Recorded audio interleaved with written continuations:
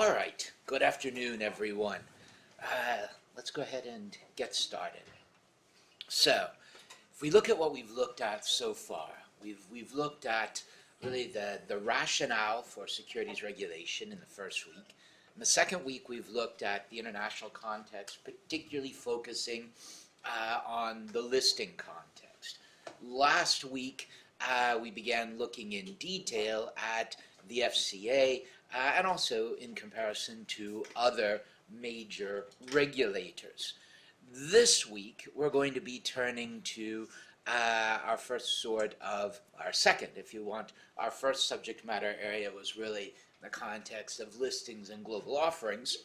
Our second is really going to be around regulation of market intermediaries.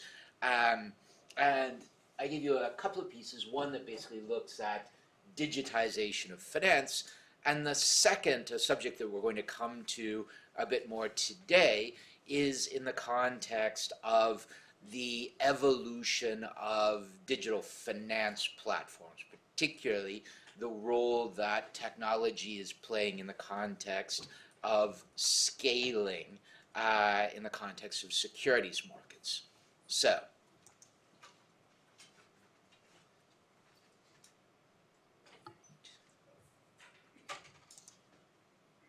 there we go.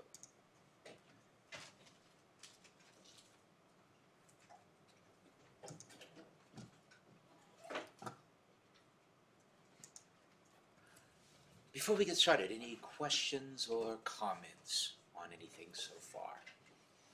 All right. In many ways, this topic around intermediaries is one where we need to begin looking at some of those issues around market functioning and the interaction between regulatory approaches and realities of what we see in markets. And generally, as we flagged in the very first class, when we're thinking about financial intermediaries, we're thinking about a wide, and this one is dodgy again today, okay. We're thinking about a wide range of different participants. Banks, certainly heavily involved, and particularly in the context of both the EU, but also the UK, where one has more universal banking structures, which means that banks will often be heavily involved in securities activities. Terms in the dominant term that we now see is investment bank. And an investment bank is an interesting firm because their origins, basically they're not banks. In other words, the term investment bank comes, we looked at the 1933-1934 securities legislation in the United States. One aspect of the 1933 and 1934 acts in the US was actually a decision to break up large financial conglomerates and to replace those universal financial institutions with firms that were limited to operating in a single sector, a sort of sectoral approach to regulation. So if we wanted to take an example, you could think about J.P. Morgan.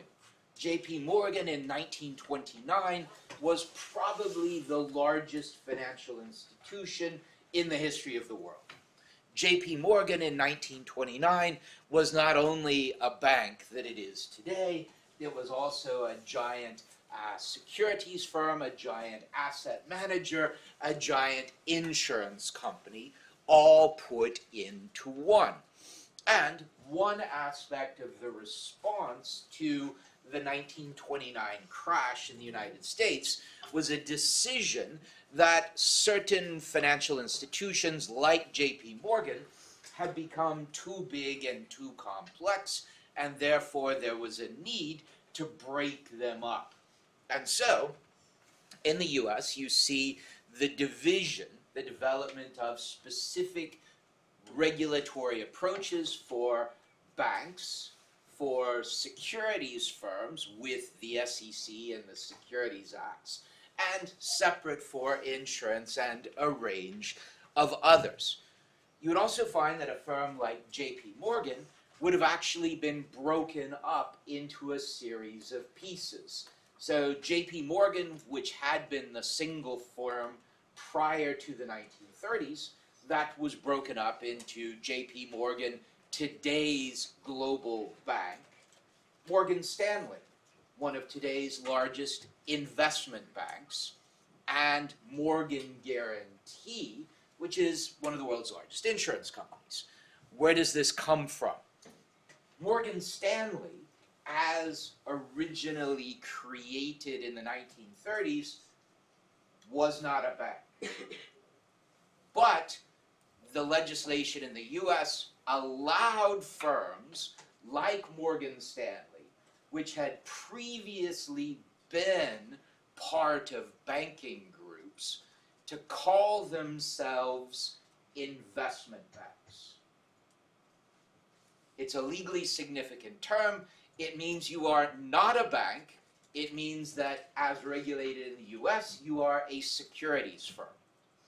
That means that you couldn't take deposits or do banking activities, which would have required a different license.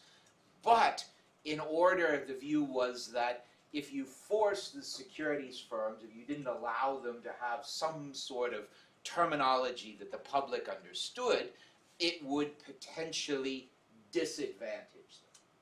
So, when we think about investment banks are securities firms. They're typically engaged in a variety of functions, typically financing, advisory, asset management, and trading, and investment would be your common functions that are grouped together.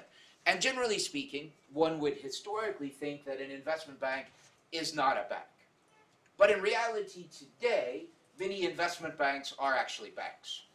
Why? Because in the context of the 2008 financial crisis, immediately after the failure of Lehman Brothers in the United States, the US Federal Reserve allowed the remaining large investment banks to get banking licenses in order to access the lender of last resort window from the US Federal Reserve. So, in most cases today, if we talk about an investment bank, prior to 2008, a firm like Goldman Sachs or Morgan Stanley, Lehman Brothers, Merrill Lynch, all of these firms, investment banks prior to 2008, they were not banks. They were securities firms. Now, of course, Lehman Brothers has failed. Merrill Lynch has been acquired by Bank of America, and both Goldman and Morgan Stanley in the United States have acquired banking licenses. But we will still use this term that you will often think about a firm like JP Morgan as a bank, Morgan Stanley as an investment bank. Though the reality is that pretty much today, Goldman, Morgan Stanley, JP Morgan, Bank of America, Citigroup, they all do exactly the same thing. It's just that some of them think of themselves more as banks, others portray themselves more from the standpoint of investment banks. Of course, in the European context, a firm like UBS, Deutsche Bank, BNP Paribas, these firms would have always been a combination of banking and a range of other activities. So, the terminology is both technical, in other words, investment bank is a legally significant term under US securities legislation, but also largely colloquial in markets. In other words, most things which we call investment banks today are not necessarily firms which have a specific securities license in the United States. You also have a range of insurance companies. Insurance companies in particular are very heavily engaged from the standpoint of trading and investment and asset management. In other words, if we think about, who would you say if I asked who's generally thought of as the most famous investor in the world? BlackRock's a firm, yeah, but an individual. Yeah, Warren Buffett. Warren Buffett's firm. What's Warren Buffett's firm? Berkshire Hathaway. What is Berkshire? Exactly. Warren Buffett is pretty good at pricing insurance, but he's really good at investing insurance premiums and getting really good returns out of those investments. So when we think about insurance, we're often thinking about insurance as selling insurance protection, but in reality, much of the real business of large insurance companies is actually about trading and investment. And very frequently, you will see combinations of insurance companies, particularly with asset management, as there's a big overlap. Investment funds, and this was really the focus of that digital platforms article. We think about those, BlackRock. BlackRock is your largest, if you will, investment fund. It does asset management, it does trading and investment. And over the past couple of decades, we have seen a massive amount of consolidation in the context of big asset managers globally. We now have around 10 to 12 large asset managers, each of which manages trillions of dollars of assets. They are gigantic firms. Similarly, if we think about insurance companies, insurance tends to be dominated by a small number of very large firms, particularly reinsurance. Investment banking. Investment banking, if we look at league tables for any given area of investment banking, a small number of investment banks, no more than really about 5, dominate most segments of investment banking. And similarly, banks are large. So we have this range of intermediaries which often, even though they carry different names, often do pretty much the same thing. And the reality is that scale-wise, we've seen, as a result of globalization and technology, a great deal of scaling in the context of these large intermediaries. And finally, exchanges. Exchanges are very much a form of intermediary. You think of them in many cases as a platform, and often they are. They're platforms, they're providing the markets. But those platforms are also intermediaries between, in particular, buyers and sellers, which could be these various forms of intermediaries that we've looked at here. They could be retail, or they could be a variety of investment funds. In addition to these sorts of large players, we also have hedge funds and a wide range, particularly these days, of family offices that engage as semi-professional traders in markets. So, we're going to come back to each of these from both a regulatory standpoint, but also from the context of market evolution and directions.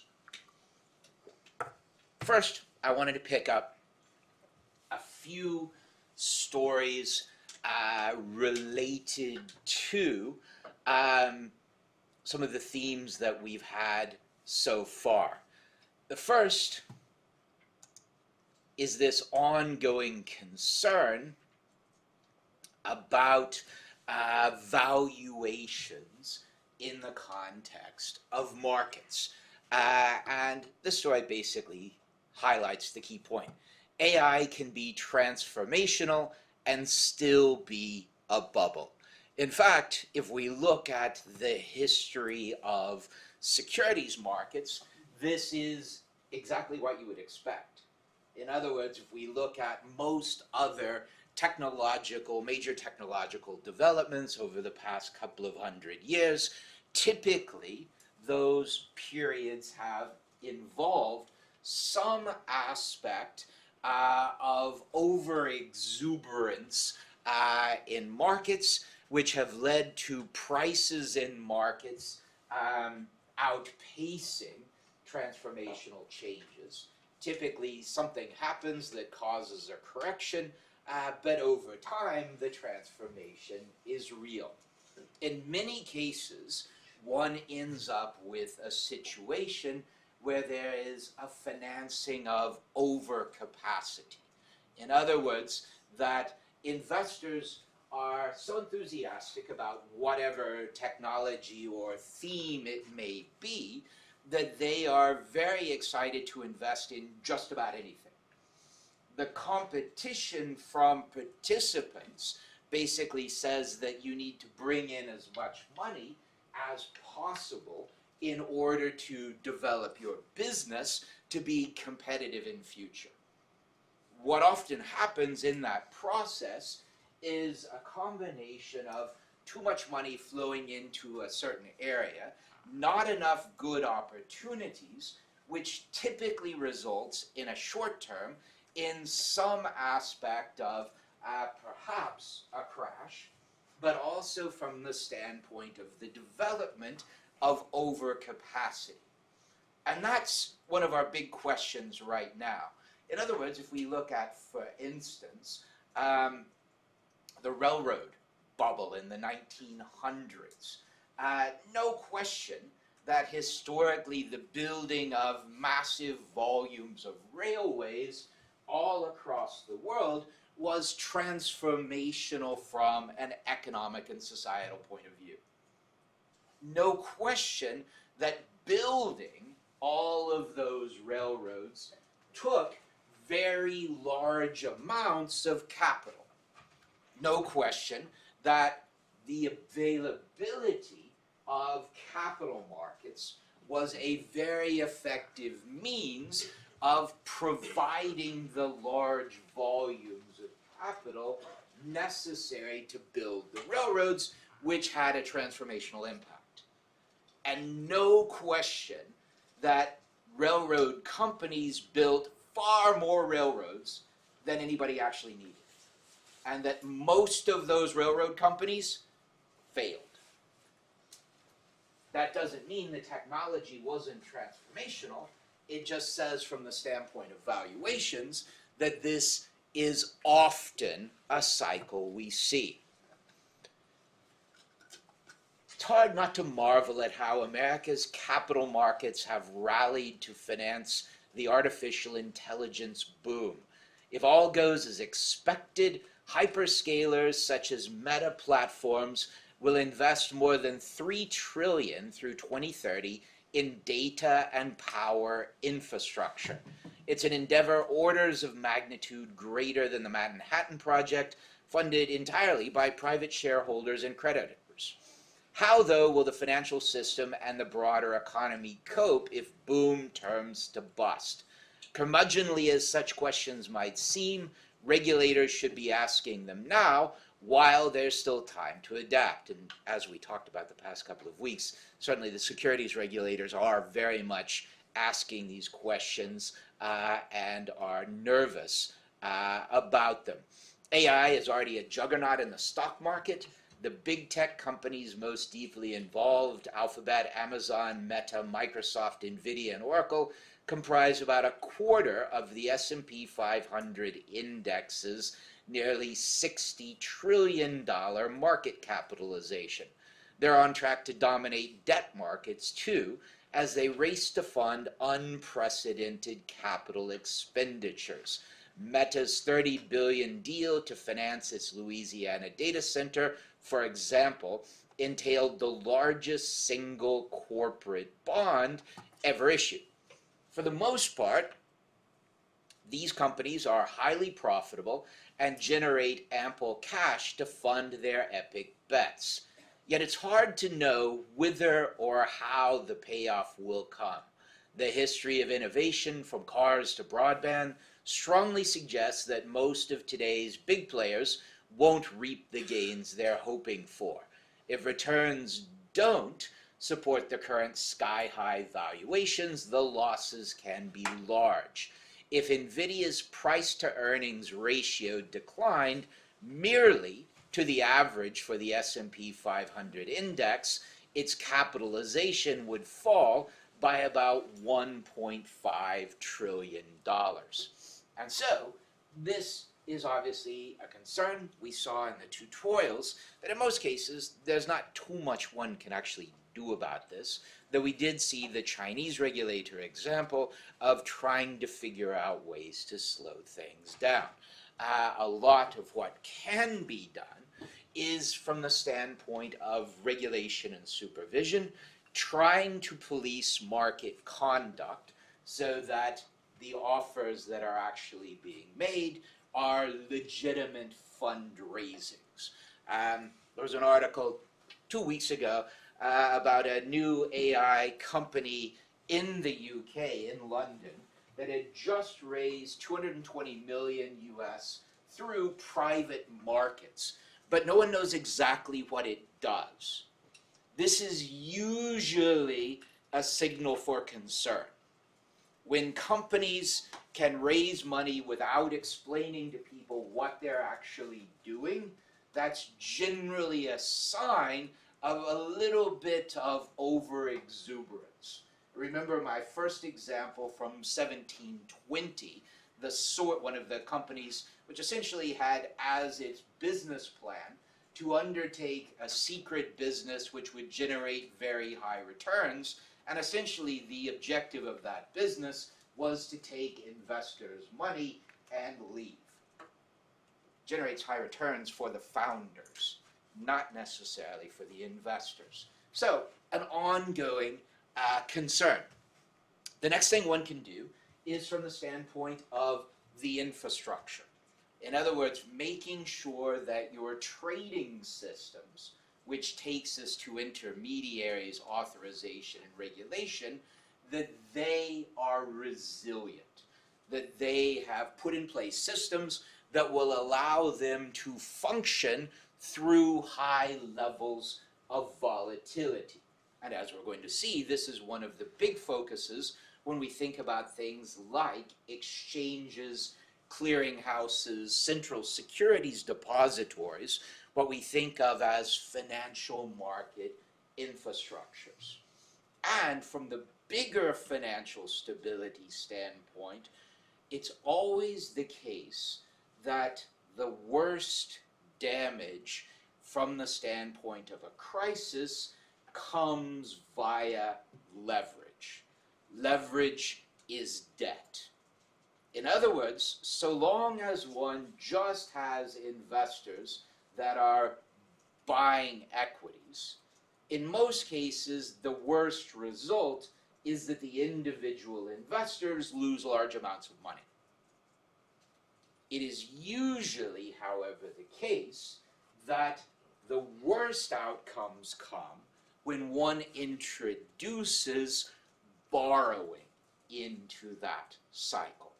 So if we look at the 1929 crisis in the United States, the problem was not that stock prices crashed.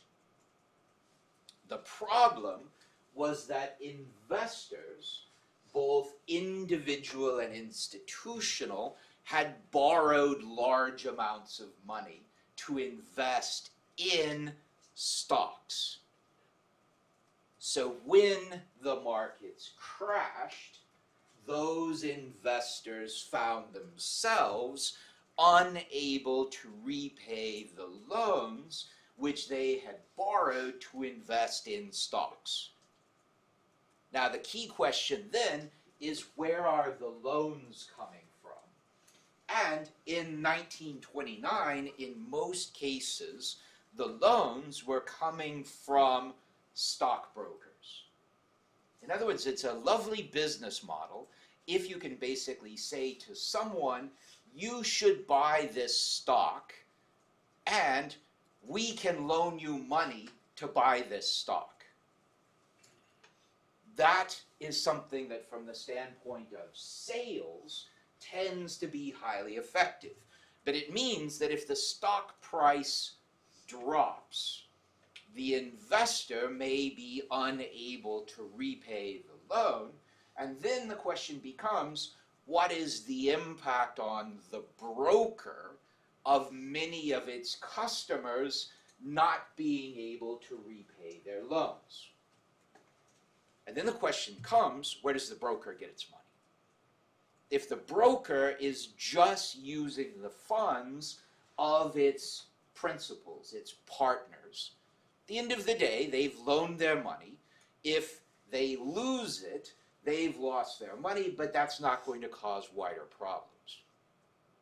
The question is where the brokers are getting money. And remember I mentioned JP Morgan, world's largest financial institution, integrated across all sorts of different activities. What you would have seen in 1929 is that much of the money being loaned by brokers was coming from banks. And so when stock prices crashed, investors were unable to repay their loans to brokers. Brokers were unable to repay their loans to banks, both in the United States but also around the world. That triggered failures amongst the banks, which in turn triggered the wider collapse of the financial system and eventually the collapse of the economy that became the Great Depression. So, when we're looking at something like this, we're really looking at also debt. In other words, is money being borrowed somewhere in this process, and where is that money coming from? So basically the whole economic system and society relies on the performance of those AI companies. We're a little bit like that at the moment. Huh? We're a little bit like that at the moment, and actually we're going to come to something else in just a second. But this takes us back to the subject that keeps getting discussed across the course, which is the role of private credit and non-bank financial institutions, and this concern around the regulatory perimeter. In other words, we're focused from a securities regulation standpoint largely on public markets and largely from the standpoint of equity.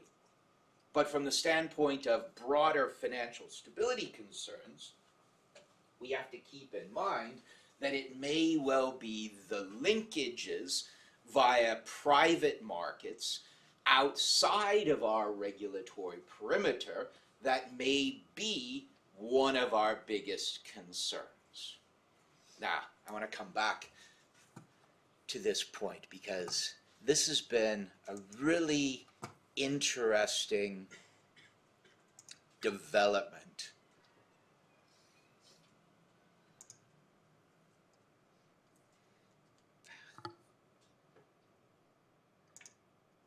Really irritating because the FT, of course, is free for you guys and easily acceptable, but it never works when I try to go through this system. So let's try this. FT story as well. The good news is most of the stories on here are FT stories. Nope. One more.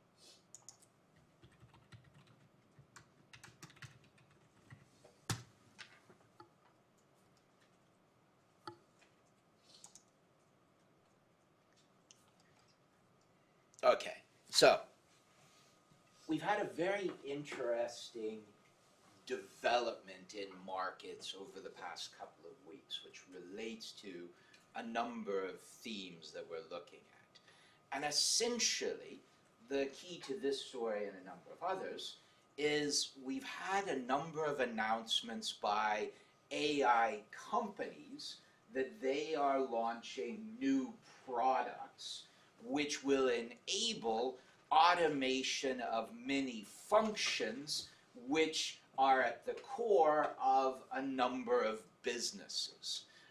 Certainly from your standpoint, one of the biggest was a real question about the release of a number of products which are designed to automate certain legal processes. So that's a concern from the standpoint of the outlook of the legal industry. Now, from the standpoint of capital markets, most law firms aren't listed, so this is less of an implication.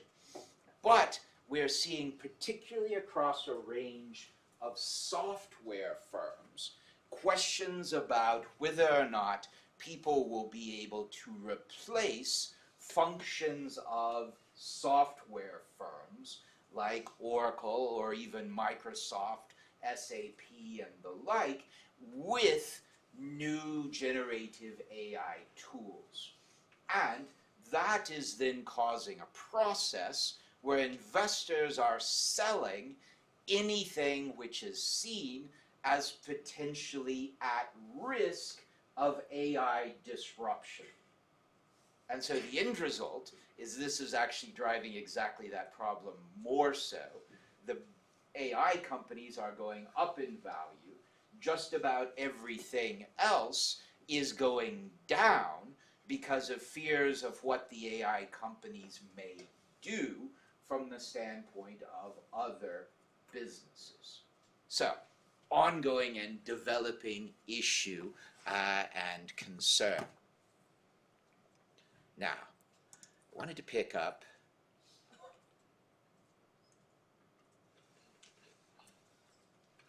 I'm going to take the rest from there. If we look back at, from the standpoint of regulatory objectives, we've looked at the broader objectives, this idea between monetary stability, financial stability, efficiency, investor, consumer protection, market integrity, and growth. And we've seen in the context of IOSCO and securities regulation, generally, this focus on investor protection, market structure, making sure markets are fair and efficient, and financial stability, reducing systemic risk. I've highlighted here IOSCO's summary of its own work plan for 2026. And if we look at its focuses, strengthening capital markets, priorities are strengthening financial resilience and market effectiveness. So having in mind the risks of stretched valuations, focusing on market resilience. Protecting investors, in particular from issues around overexuberance and fraudulent products. Evolution of public and private markets. This idea that we keep flagging about the interrelationship between public and private. And this, of course, is particularly important from the standpoint of London, because London's public markets are pretty slow, but the private markets are huge. And so you have, in many cases, different balances in different jurisdictions. Hong Kong is largely public markets, not much happening on the private side. US is a mix of public and private. London these days, private tends to dominate rather than public markets. Technological transformation, this ongoing theme, and promoting regulatory cooperation and effectiveness. Key initiatives in the context of resilience and effectiveness. Issues related to over-the-counter derivatives reporting fragmentation, work on the impact of market microstructures on liquidity and extended trading hours of equity trading venues. This is something that we're going to pick up a little bit later. But think about this for a second. Historically, a venue like NASDAQ or the NYSE, a stock exchange would have limited trading hours. Particularly if you think about a range of developing countries, often what we think of as frontier markets. In many frontier markets, trading will only be open for like 2 hours a day. Cambodia has like 6 stocks on their market. It's open for 2 hours a day. There may or may not be any trades. That's a frontier market. The market's only open for 2 hours. If we think about major markets, London, New York, Hong Kong, these markets still have limited trading days. In other words, there's a tendency to be 9 a.m., 10 a.m. to 3 or 4 p.m. Limited trading hours. And this has meant that in some ways, when we think about a global capital market, liquidity flows with time zones. In other words, Tokyo, Hong Kong open first.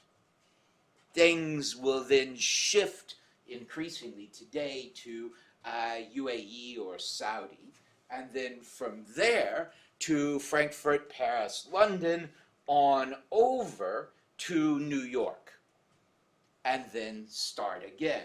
And typically that would be on a 5-day basis. Now, we're seeing both pressures, particularly from the crypto side. One of the selling points of crypto is that it is 24/7. You can trade global crypto markets anytime you want, 24 hours a day, 7 days a week. Now, there is a question about from the standpoint of whether you actually want to trade anything 24/7, but that's a different issue.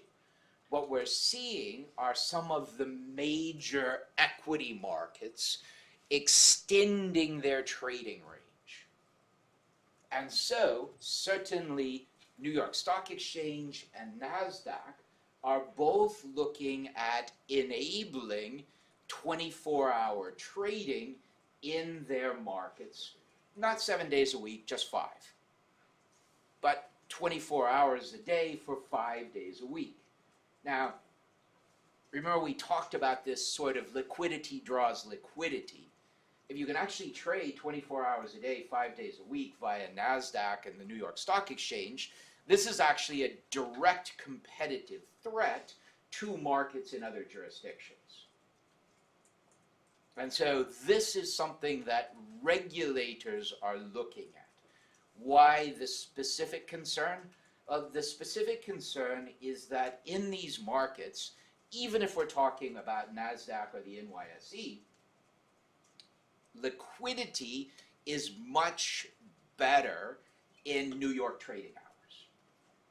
In other words, you've got all of those investors in that time zone, and the liquidity is much better. Once the liquidity drops off, we tend to see increased volatility.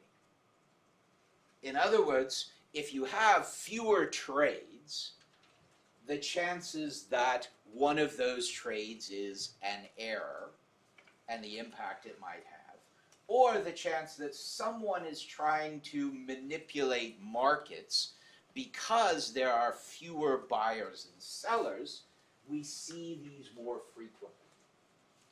And so, increasingly, there is a real concern that markets may want 24/5 or even 24/7 trading, but that brings with it both potential advantages but also risks. And so this is a key focus.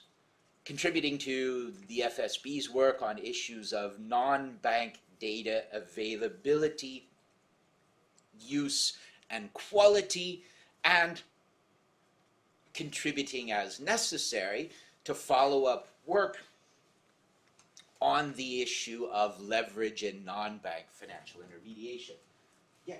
When you say we see it more frequently, do you mean that we catch it more frequently? Or It just that happens more. It more. occurs more? Yeah, so in other words, if there is a lot of liquidity, a lot of trading activity, it takes a big or a strange trade to have an impact. But if there isn't much liquidity, then if I make a big trade, my trade can move markets. And I will often make that trade on the basis that my objective is to move markets and I want to position myself to take advantage of that. And so from a regulatory context, as we're going to see in around class 6, one of our concerns from the standpoint of regulating markets is around market manipulation and the impact that that has on markets. And so it's a risk from the standpoint of volatility for a greater manipulation. But it's also the case that in a number of circumstances, we see what we term as flash crashes. First flash crash was in 2010. It involved a sole trader in his parents' basement in a London suburb who came up with a strategy that enabled him to make certain trades which would cause large market movements, which he was able to take advantage of. One of those trades actually caused a very large and very rapid collapse in prices across the NASDAQ index. And that we now call a flash crash. And these flash crashes have become more frequent in the past decade because of, arguably, technology, increased liquidity in markets, and increased interlinkages. And these flash crashes often tend to happen in these times when market liquidity is low. So, regulators, of course, don't really want to be on 24/5 schedules. If you're a regulator, probably the last thing you want is to have to work 24 hours a day, 5 days a week, because why would you do that? If you're going to have to work 24 hours a day, 5 days a week, you should be on an investment banker's salary and not on a regulator's salary. And so it's a lifestyle choice. But if many of your concerns are going to result from increased trading, it's a focus. So this issue we'll come back to. Non-bank data, leverage, these are around those issues about those interlinkages.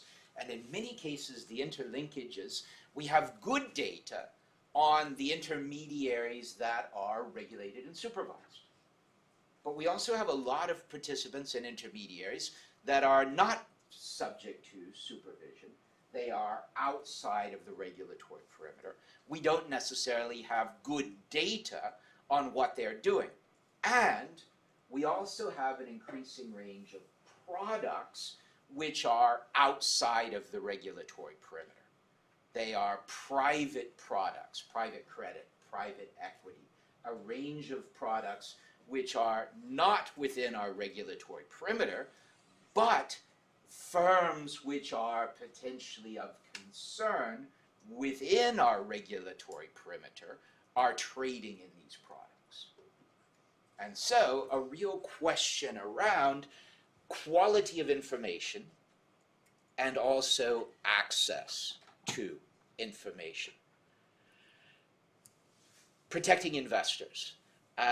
One thing that IOSCO and lots of regulators are focusing on is improving investor education. There's a view that AI offers huge potential to improve investor education. And how can regulators take advantage of that to improve investor education, to support better market functioning, but also enhance investor protection? So first one, IOSCO will further strengthen its efforts in investor education by launching its first tech sprint in partnership with the UK Financial Conduct Authority's AI Lab. This initiative aims to leverage technology to develop educational resources that empower retail investors to navigate the novel products available to them, understand the risks and opportunities associated, and identify scams. 2 points here. Tech sprint. A tech sprint is a hackathon, but regulators hate the term hackathon, so they never use it. So it's tech sprint if it's a regulator run event, but it's a hackathon. The second point is this idea about AI for investor education. Now, something that we started to see is this idea that we can use AI, for instance, in the context of automating investment advice and portfolio selection. Now, of course, if you're an investment advisor, this may have big implications for your own business. But think about this for a second. If you are an investment firm, you would like to be able to use AI to help your clients and potential clients better understand products and markets. That's basically investor education. But what's the risk of private firms providing AI-based investor education systems?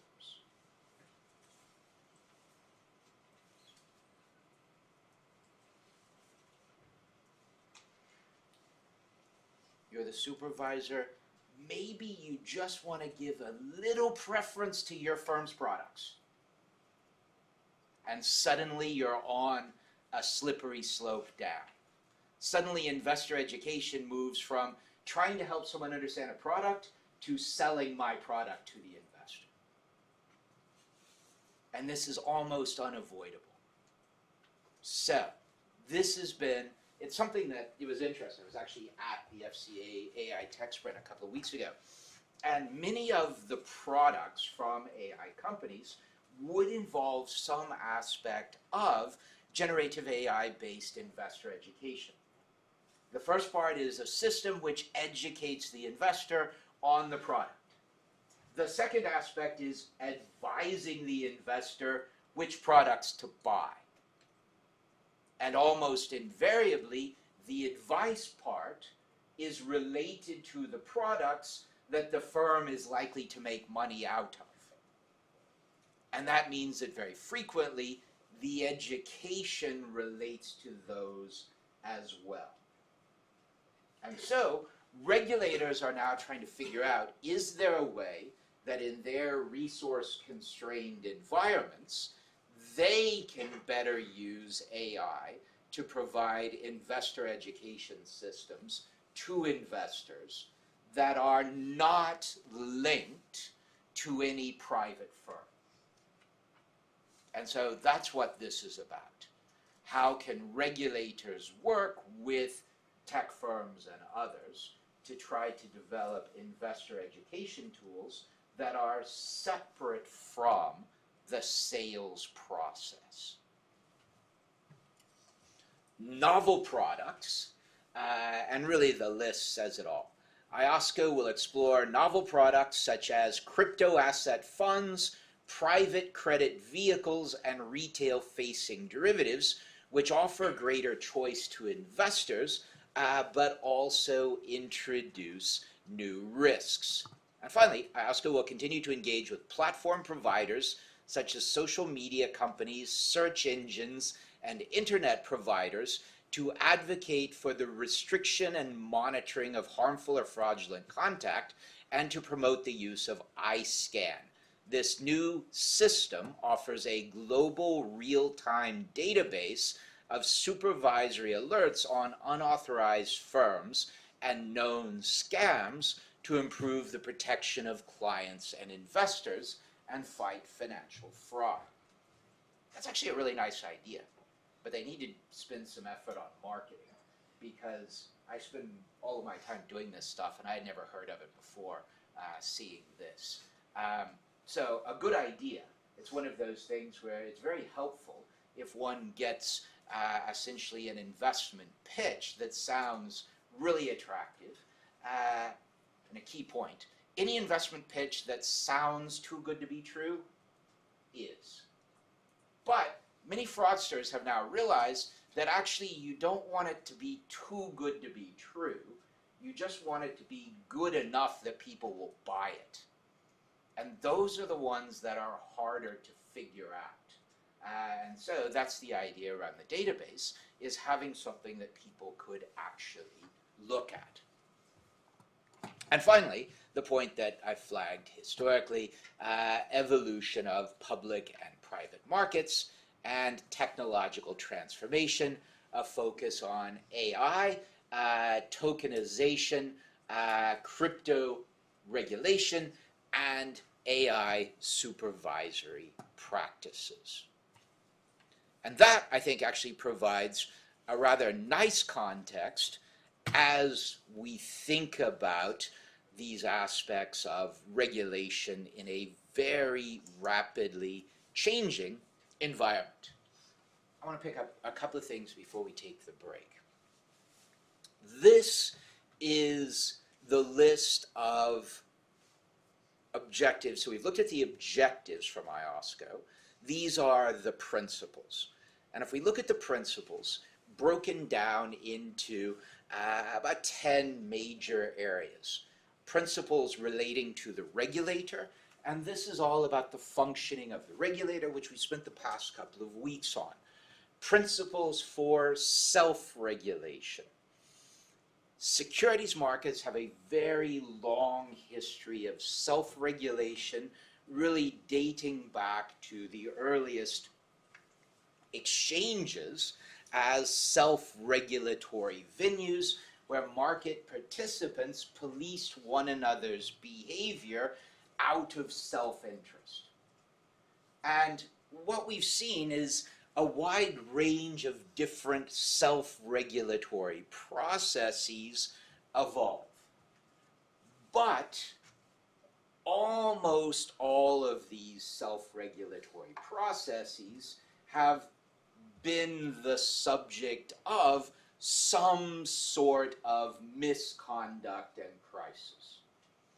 And what generally comes out of those circumstances is the removal of self-regulatory privileges from a part of the industry and the replacement with state-sponsored regulation.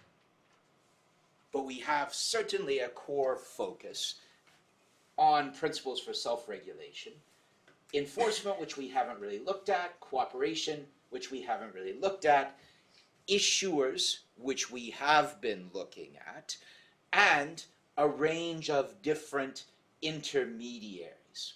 So F, these are principles for auditors, credit rating agencies, and other information providers.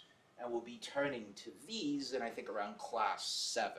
These are what one thinks of as information intermediaries, but some of the lines between information intermediaries are blurring.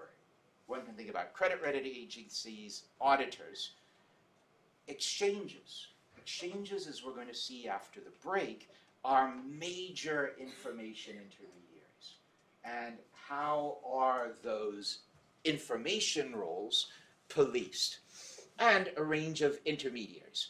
Collective investment schemes, market intermediaries, clearing and settlement, and secondary and other markets. So if we actually look at the objectives and principles, over 1/3 is about regulatory approaches for specific types of intermediaries.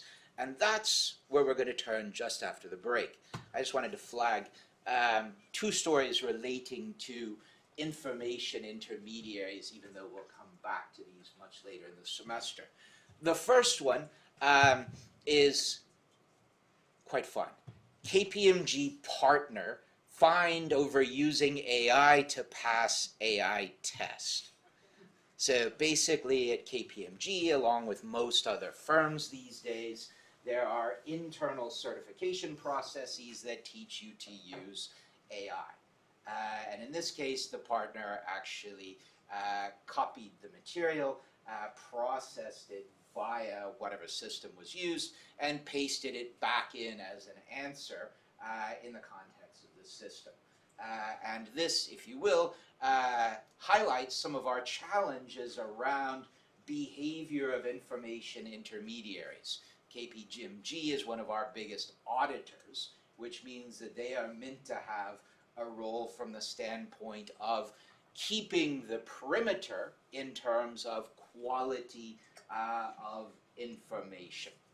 The other is relating to stupid FT. All right.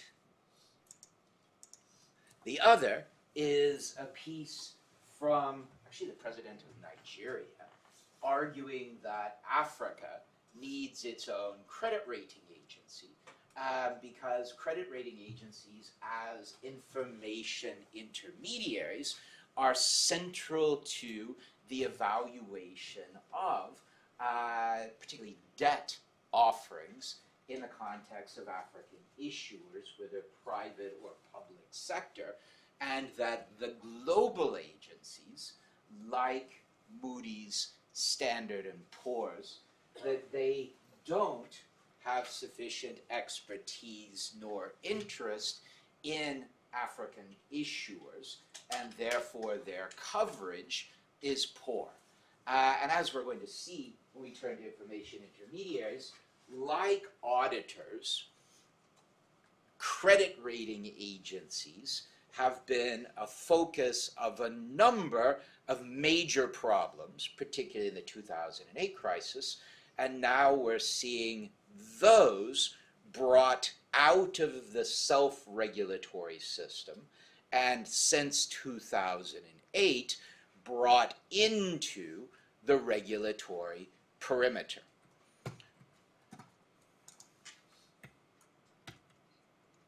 So, where I want to stop, let's take about a 10-minute break, pick up at 10 after, and I want to come back to some of those issues around IPOs and the EY report that we didn't make it to in the context of the tutorials.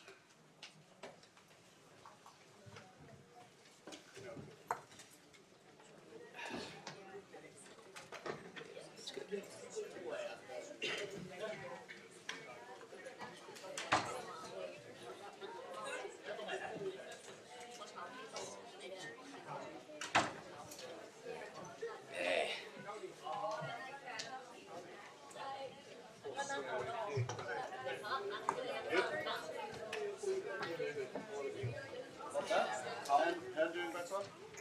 Little bit, but you're getting like this right here. Take care. At least Hey, They open today. they opened today? Yeah. Okay, good. Both That's the securities regulation and what and I tried it after you asked last night from home, and I couldn't get it to open either. So I think the system was just not working. System, yeah. Yeah, so But sorry about today it, but it's we working. Good. When I looked today earlier, it was working, so I was hoping you would say that. Good. Το οποίο έχει τρελά mistakes, αλλά και τα mistakes που ανέλησε αυτός. Είναι κάποιος τύπος που λέει να είναι νομικό, φυσικά.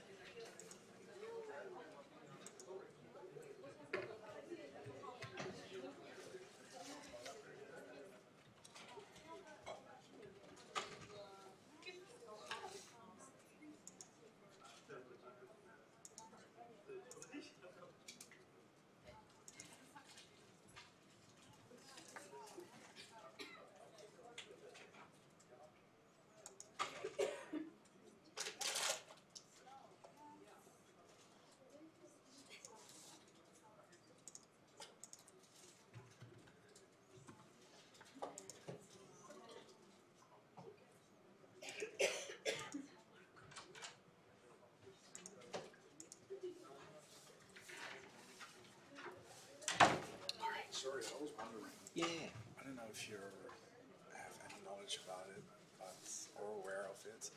So with grades, Yeah. you send grades towards admission center or the assessment like Yeah, so basically, center. How does it, because I see now my system grades are about to release. Yeah. How long does it take before they release? it should be fast. It should be. So You basically, send them to the yeah, there's a process where, let's say, for first semester, um, first marking was due like second week of January, and then there was another week or two for the second marking and the final result, final marks. So that was say around 22nd of January, but there's always people are always late. So let's say that everything got in by the end of the month. There's a process at the university level where they review, and that's once the release part. yeah, and then the release, when they say the release date is, they'll be on the system. So you'll be able to get them pretty much immediately on the release date. The university makes a lot of effort to get them out. I didn't see a date. I just seen my So it doesn't have, QM okay. ready to release or It's coming, it should be any time. Yeah, yeah, next one. yeah, no, it should be very, very soon.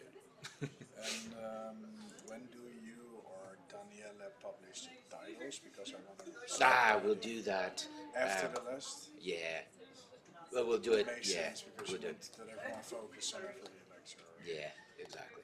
So probably sometime in the second half. I've got to coordinate with Danielle when we're going to do it, but yeah.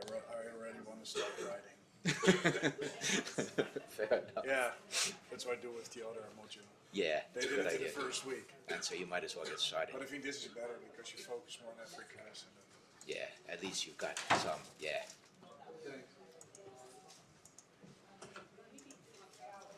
Okay, good.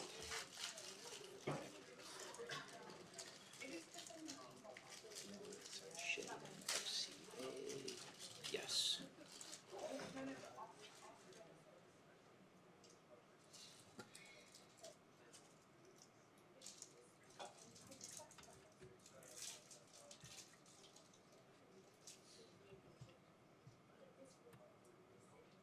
Yeah, that's good.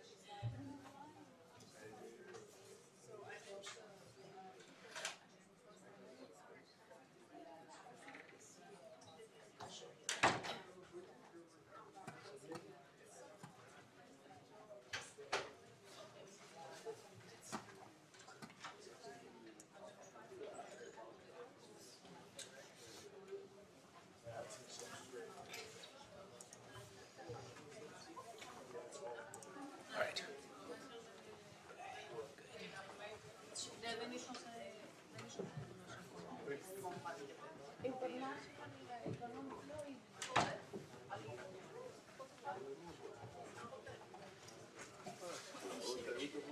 Όχι σε τύπου είναι. Είναι σαν side characters σε ένα... it's for the 5,000 million. So that's for Africa.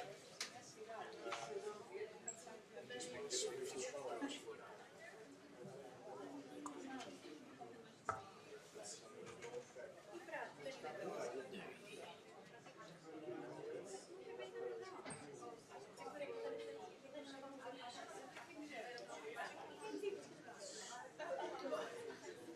All right, let's go ahead and get started. For Madagascar. So while everyone else is wandering back in, I think I managed to get the FT to work, and let's start with that AI story. This one. Investors reluctant to buy the dip after AI scares. Sectors including wealth management and trucking have been hit with sudden share price declines. Investors are shying away from buying the dip in a volatile sell-off perceived AI losers, choosing instead to stand on the sidelines until the full scale of the economic disruption becomes clear. The launch of a number of new AI tools in recent days has threatened to disrupt traditional business models in sectors including trucking, real estate, wealth management, and advertising, with violent share price moves highlighting a market racked with nerves about what comes next. Despite companies rushing to reassure investors that AI will enhance their business and that plunging share prices are an overreaction, many portfolio managers are resisting the temptation to buy the dips that emerged. From our standpoint, in addition to the market context, the most interesting one is around wealth management. In other words, we've seen in the context of the platforms piece that I had distributed for today that we have had the emergence of these large digital asset management platforms. Now, if we think about one of the great hopes for AI from the standpoint of financial inclusion, it has been to enable better quality financial advice for investors. And we saw this idea from IOSCO working with the FCA to have this tech sprint to try to develop systems to enhance investor protection. But at the end of the day, if these sorts of things work well, it may actually have a negative impact from the standpoint of the businesses of wealth management firms who make a substantial amount of money from selling advice to people. In other words, if Gen AI tools are sufficient to get good quality advice, then you don't necessarily have to pay an asset manager for advice. That may be very good for you as consumer of financial advice, but it may be very bad if you are an asset manager that makes money from selling financial advice. And so that's the story here. People basically say new tools can disrupt asset management.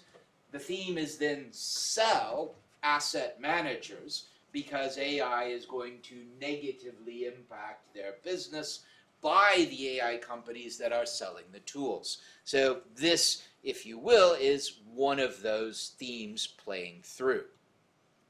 All right. Now, this is the IOSCO principles for issuers. 16, there should be full, accurate, and timely disclosure of financial results, risk, and other information which is material to investors' decisions. We saw this in the context of prospectus requirements.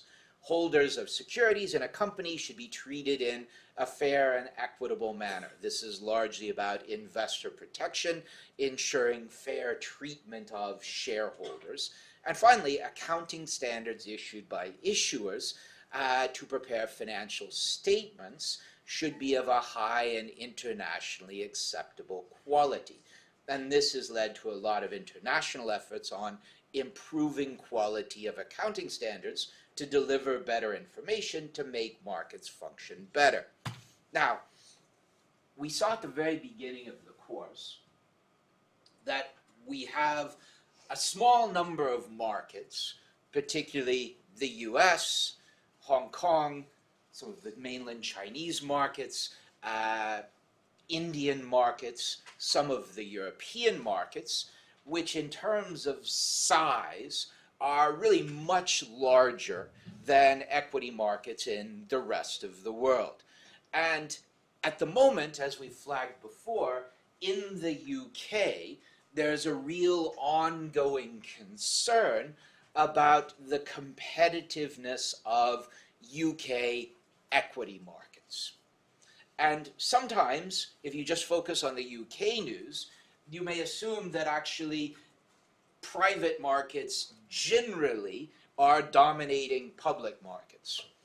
But the reality is that the big public markets are doing rather well from the standpoint of IPOs and new launches. It's something that what we've seen is a distancing. The bigger markets are drawing more IPOs. Smaller markets are generally drawing fewer IPOs. And if we look at this was the EY Global Market Key Highlights and Outlooks. It really highlights some of these themes. If we look in 2025, global equity markets showed resilience with returns led by large cap US technology and AI related companies and supported by a broadly constructive economic backdrop as inflation continued to moderate in many economies. While overall performance was positive, gains were uneven across regions and sectors, and concerns about valuations, especially in parts of the AI domain, became more prominent as the year progressed. And if we look at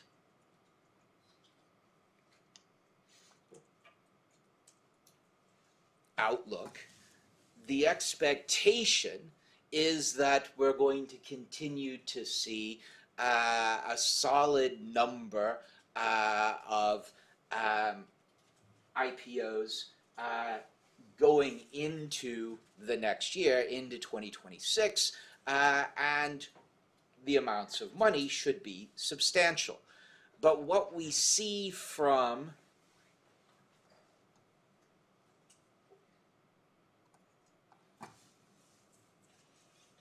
the analysis is that the largest markets, US, Hong Kong, India, Chinese mainland, and actually this other category, continental Europe, the big exchanges dominate that. And so we see a very clear relationship. Basically, the larger a market is by market capitalization, the more volume in terms of IPOs it draws. And this is something that, in the context of looking forward, outlook is similar. Looking ahead in 2026, sentiment across the global IPO markets is cautiously optimistic, supported by improving macroeconomic indicators, more predictable monetary policies, and a broader base of investment demand. Momentum in AI and technology investments is expected to remain a key catalyst, drawing capital toward companies with scalable business models, strong fundamentals, and clear pathways to commercialization.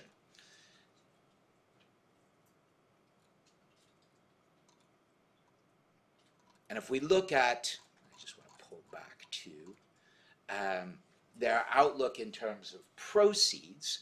This is total proceeds globally for 2025, and the outlook for 2026 is to improve on this, was about 170 billion US raised. The largest amount was actually industrials, followed by technology, media, telecommunications, with a pretty even next tier around energy, health and life science, and real estate. Financial services, consumers make up the next tier. And if we look at total IPO destinations, one can say actually in terms of numbers, India in 2025 is the largest destination, but the size of IPOs in Indian markets tend to be smaller than we see, for instance, in the US markets. Hong Kong, Chinese mainland, very similar. We actually see a large number of South Korea, and amongst the others, very much dominated by the major European exchanges. And so what this highlights is that the idea that you will occasionally see that public markets are dead and all of the action is on the private side, it may be true in the UK capital markets, but it isn't true as a global story. And in fact, even in the context of EU capital markets, the size of the markets means that many companies coming from the EU are raising substantial amounts in those markets. So I think an important story to highlight this point, that from the standpoint of equity market activity, IPOs, it's certainly not the case that nothing is happening. It's just the case that most of the activity in terms of capital raising is taking place in the markets that are already biggest. And that kind of takes us back to the potential impact of if you see a number of these markets moving to 24/5 trading, that actually we could see that segmenting even increase. In other words, the idea that liquidity draws liquidity would suggest that your biggest markets are likely to continue to draw more of the activity than other markets. All right. Now, moving on, these are principles for secondary and other markets. And this is something where, if we look at the principles, they highlight a good amount, as we're going to see, of how the Financial Services and Markets Act is actually structured. So Principle 33, the establishment of trading systems, including securities exchanges, should be subject to regulatory authorization and oversight. And so what we see in every jurisdiction is that the exchanges are subject to authorization requirements, and they are regulated intermediaries. Though, in many cases, they will also set their own trading rules for market participants in their venue. 34. There should be ongoing regulatory supervision of exchanges and trading systems, which should aim to ensure that the integrity of trading is maintained through fair and equitable rules that strike an appropriate balance between the demands of different market participants.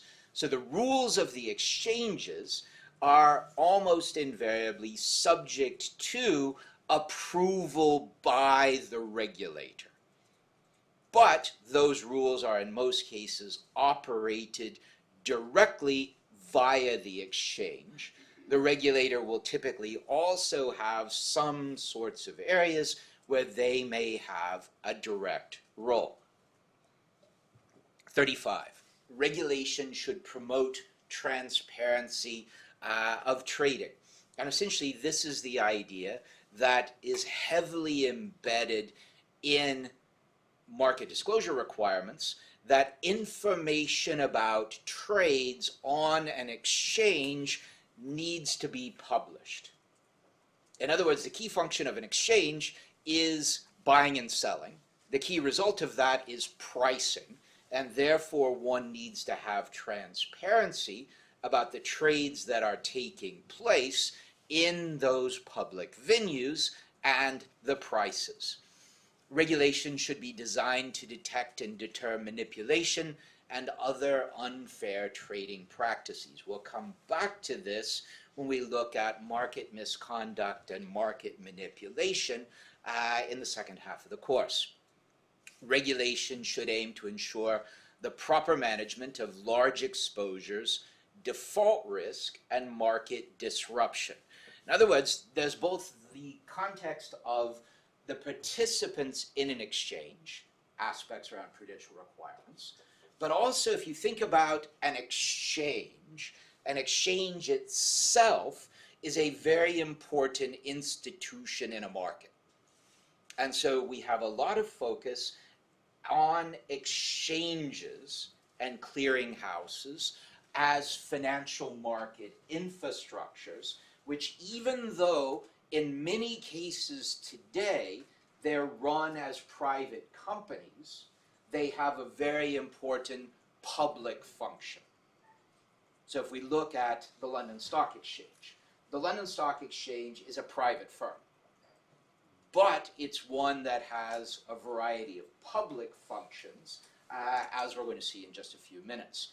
Likewise, if you look at NASDAQ or the NYSE or Euronext, these are all private firms, but operating an exchange in a major jurisdiction is an important public function.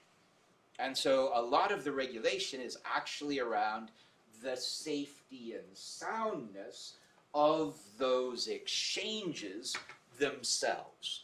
And this is an issue that comes up quite frequently today, which is around tech outages.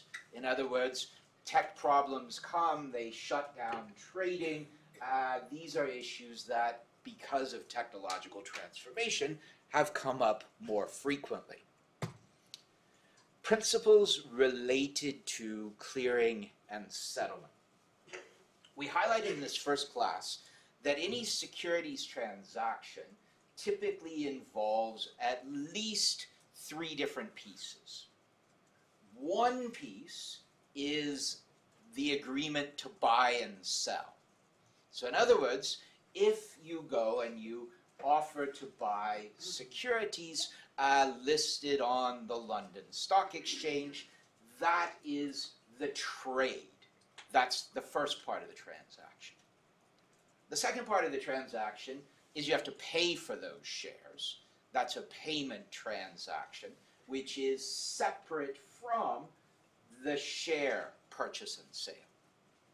And the third part of the transaction is actually a necessity to change ownership of those shares from whoever has sold them to you. So whenever we talk about a securities transaction in a public market, we're typically actually talking about 3 different pieces. Now, the trade, millions and millions of trades take place every minute. Those trades we now see very high volumes in. But each of those trades is an agreement to buy and sell. Each of those trades will have to go with a payment transaction. Now, the payments may be added up for all the transactions in a given day so that you just make one payment across all of your transactions. Maybe, depends on the scale. There's also the settlement. The settlement is invariably done at the end of the trading day. In other words, a given a given share may be bought and sold hundreds or thousands of times a given day. at the end of the day, in the context of your sort of musical chairs, who actually owns the thing? And there will be a process at the end of each day of figuring out where ownership lies.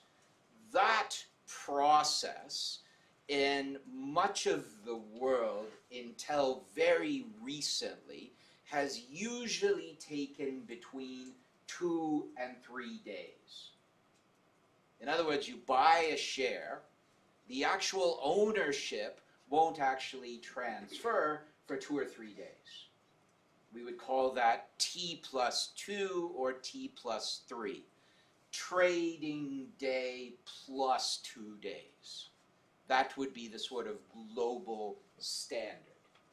Last year, the US markets moved from what had been around a T+2 basis to a T+1 basis. So now, US securities transactions have to settle by the end of the next trading day. So in other words, you make a transaction in Apple today, by the end of the next trading day, that transaction must be settled. And we're now seeing a process where this move is happening in a range of other jurisdictions. Decisions in the UK, the EU, others, to move to T+1 settlement of securities transactions. Some of the Indian markets are at T+0. That means they actually settle at the end of the trading day. Not atomic.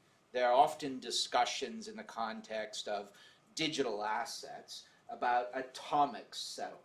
The idea that you could have a transaction in crypto, for instance, where the transaction is the payment and the settlement takes place at the same time. In other words, all of the pieces could come together.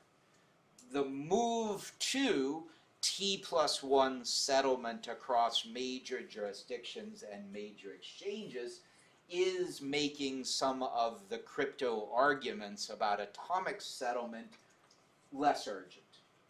Most people are quite happy to have settlement at the end of the next trading day. Now, think about from a compliance standpoint. Why might you be happy to have settlement at the end of the next day instead of instantaneously?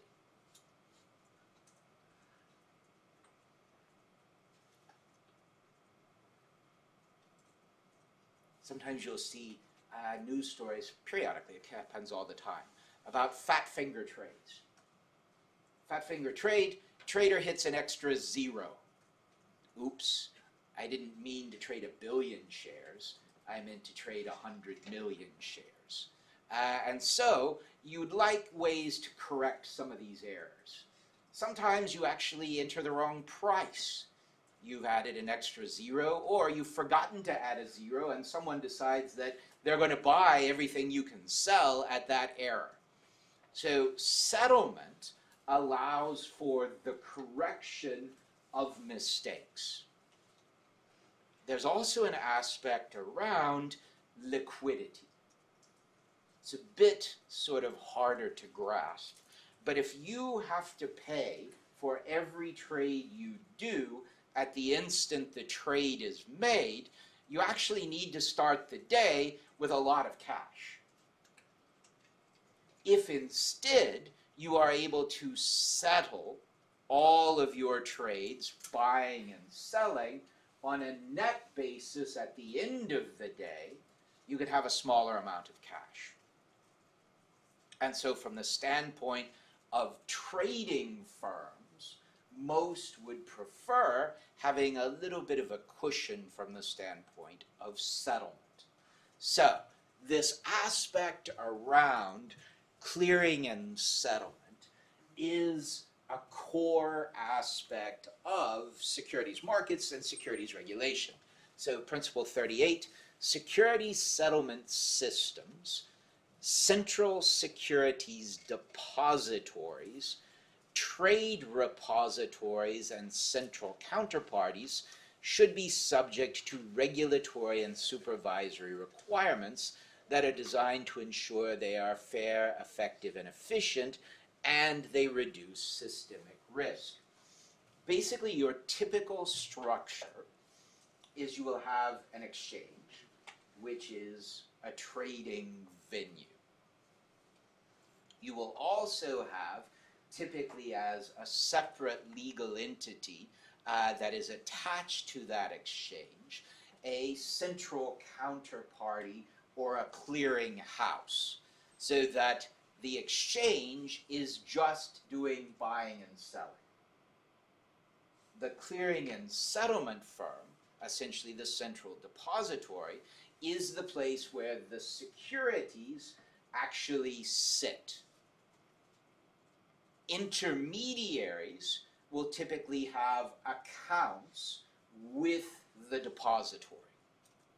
So in many markets, if you buy a share, you don't necessarily get direct ownership. You may have an account relationship where an intermediary has an account with a depository, and your ownership interest is in that account. Other jurisdictions, you may as an individual be able to have an account directly with the depository, but the securities themselves in most cases are stuck in a single location. Most jurisdictions today have what we call fully dematerialized securities markets. That means there is no physical share. If you want a physical share, in many markets, they don't exist. You can't get it. In a few markets, you can still get the physical share, but in most cases, brokers don't want you to, because it adds expense to the process. So if you have a fully dematerialized securities market, those shares in HSBC, for instance, they don't exist. They only exist as a book entry in the books of the centralized securities depository. Transactions across the exchange will then result in the movement of those book entries across accounts. The accounts in most cases are with intermediaries, brokers or dealers, but in some cases individuals may have direct access to settlement across those books. But that's something that, for many of us, we think in the context of something like a global offering of shares, that there are actually a bunch of shares. And generally, there aren't a bunch of shares. Generally, it's only a digital representation that is held with that central counterparty. But what that means is the security, the safety and soundness of that central counterparty is really important. In other words, if something happens to that central counterparty, then all of those representations are at risk. So, a heavy regulatory focus on safety and soundness of these central counterparties, because they're really at the center of the system. I'm just going to try to find something because I just want to see if it is up here.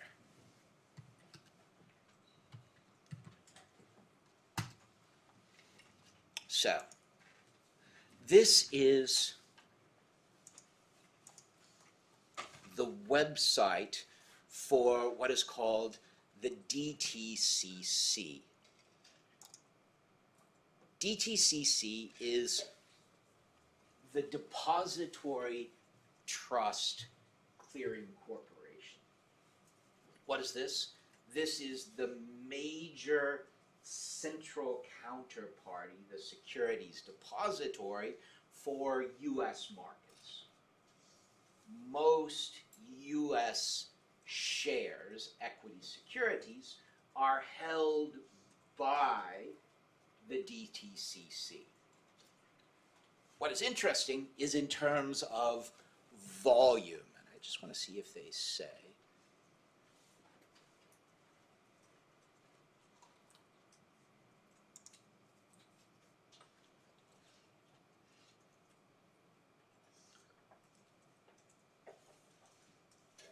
No. So essentially, what they do is largely around clearance and settlement systems. And let me just see if it'll come up.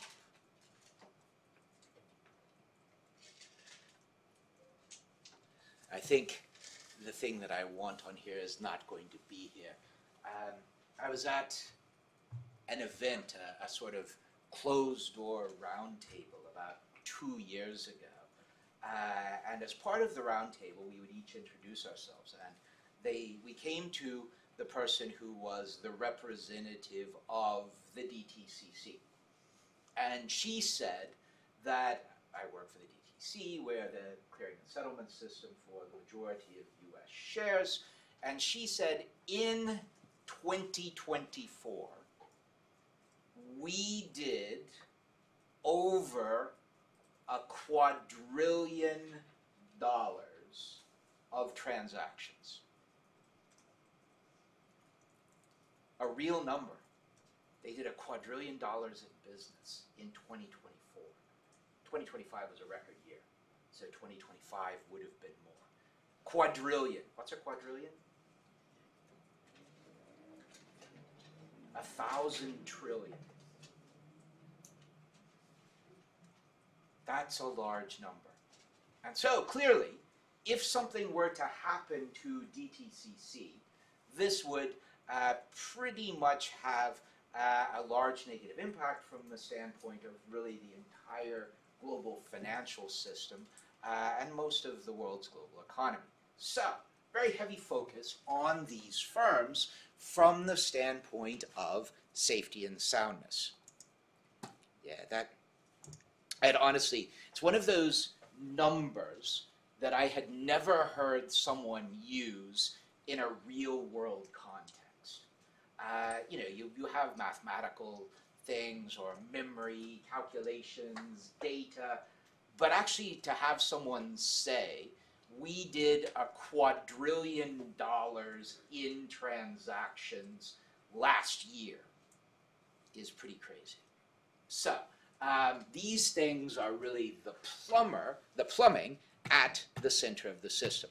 So, security settlement systems, central securities depositories, trade repositories, and central counterparties should be subject to regulatory and supervisory requirements that are designed to ensure they are fair, effective, and efficient, and they reduce systemic risk. I want to pick up 2 stories here. One, because it really highlights a couple of these pieces. This is a story that's gotten a fair amount of attention. A US hedge fund has made a risky bet on the London Stock Exchange. Oh, come on, why aren't you giving me this? Try it again.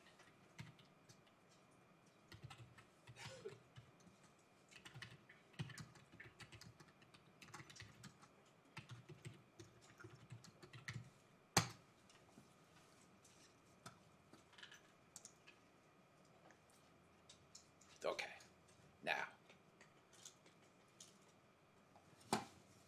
David Schwimmer was a mergers and acquisitions banker at Goldman Sachs before becoming boss of the company that owns London Stock Exchange. So in other words, Schwimmer, he's the CEO of what is called LSEG. LSEG is...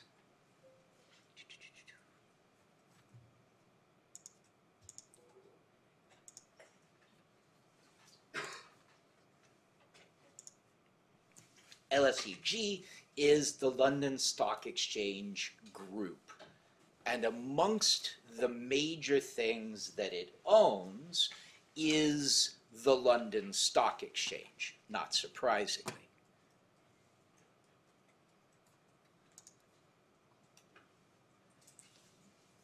Now activist hedge fund Elliott Management is parked in his drive, and he needs to think like a banker again. Elliott Management. Elliott Management is a hedge fund. What is a hedge fund? A hedge fund is a fund which is essentially a private investment vehicle that is structured in such a way that it avoids many but not all regulatory requirements. In the aftermath of the 1997 Asian financial crisis, and particularly concerns about the role that hedge funds played in that crisis, and in the aftermath of the 2008 financial crisis, we saw international efforts to put in place at least some level of authorization and licensing requirements, along with some level of disclosure requirements for hedge funds. But basically, a hedge fund is a fund which is designed to, in many cases, not be subject to most forms of public securities market regulation. Typically, the structure is you will have a small number of professional or wealthy investors. There are now a very large number of hedge funds around the world engaging in a huge range of different transactions. Some of those are very big. So Citadel, we mentioned at the beginning, Citadel owns both a market maker, but it actually has a hedge fund as well. George Soros is often seen as one of the world's most famous investors. His role was basically running a hedge fund.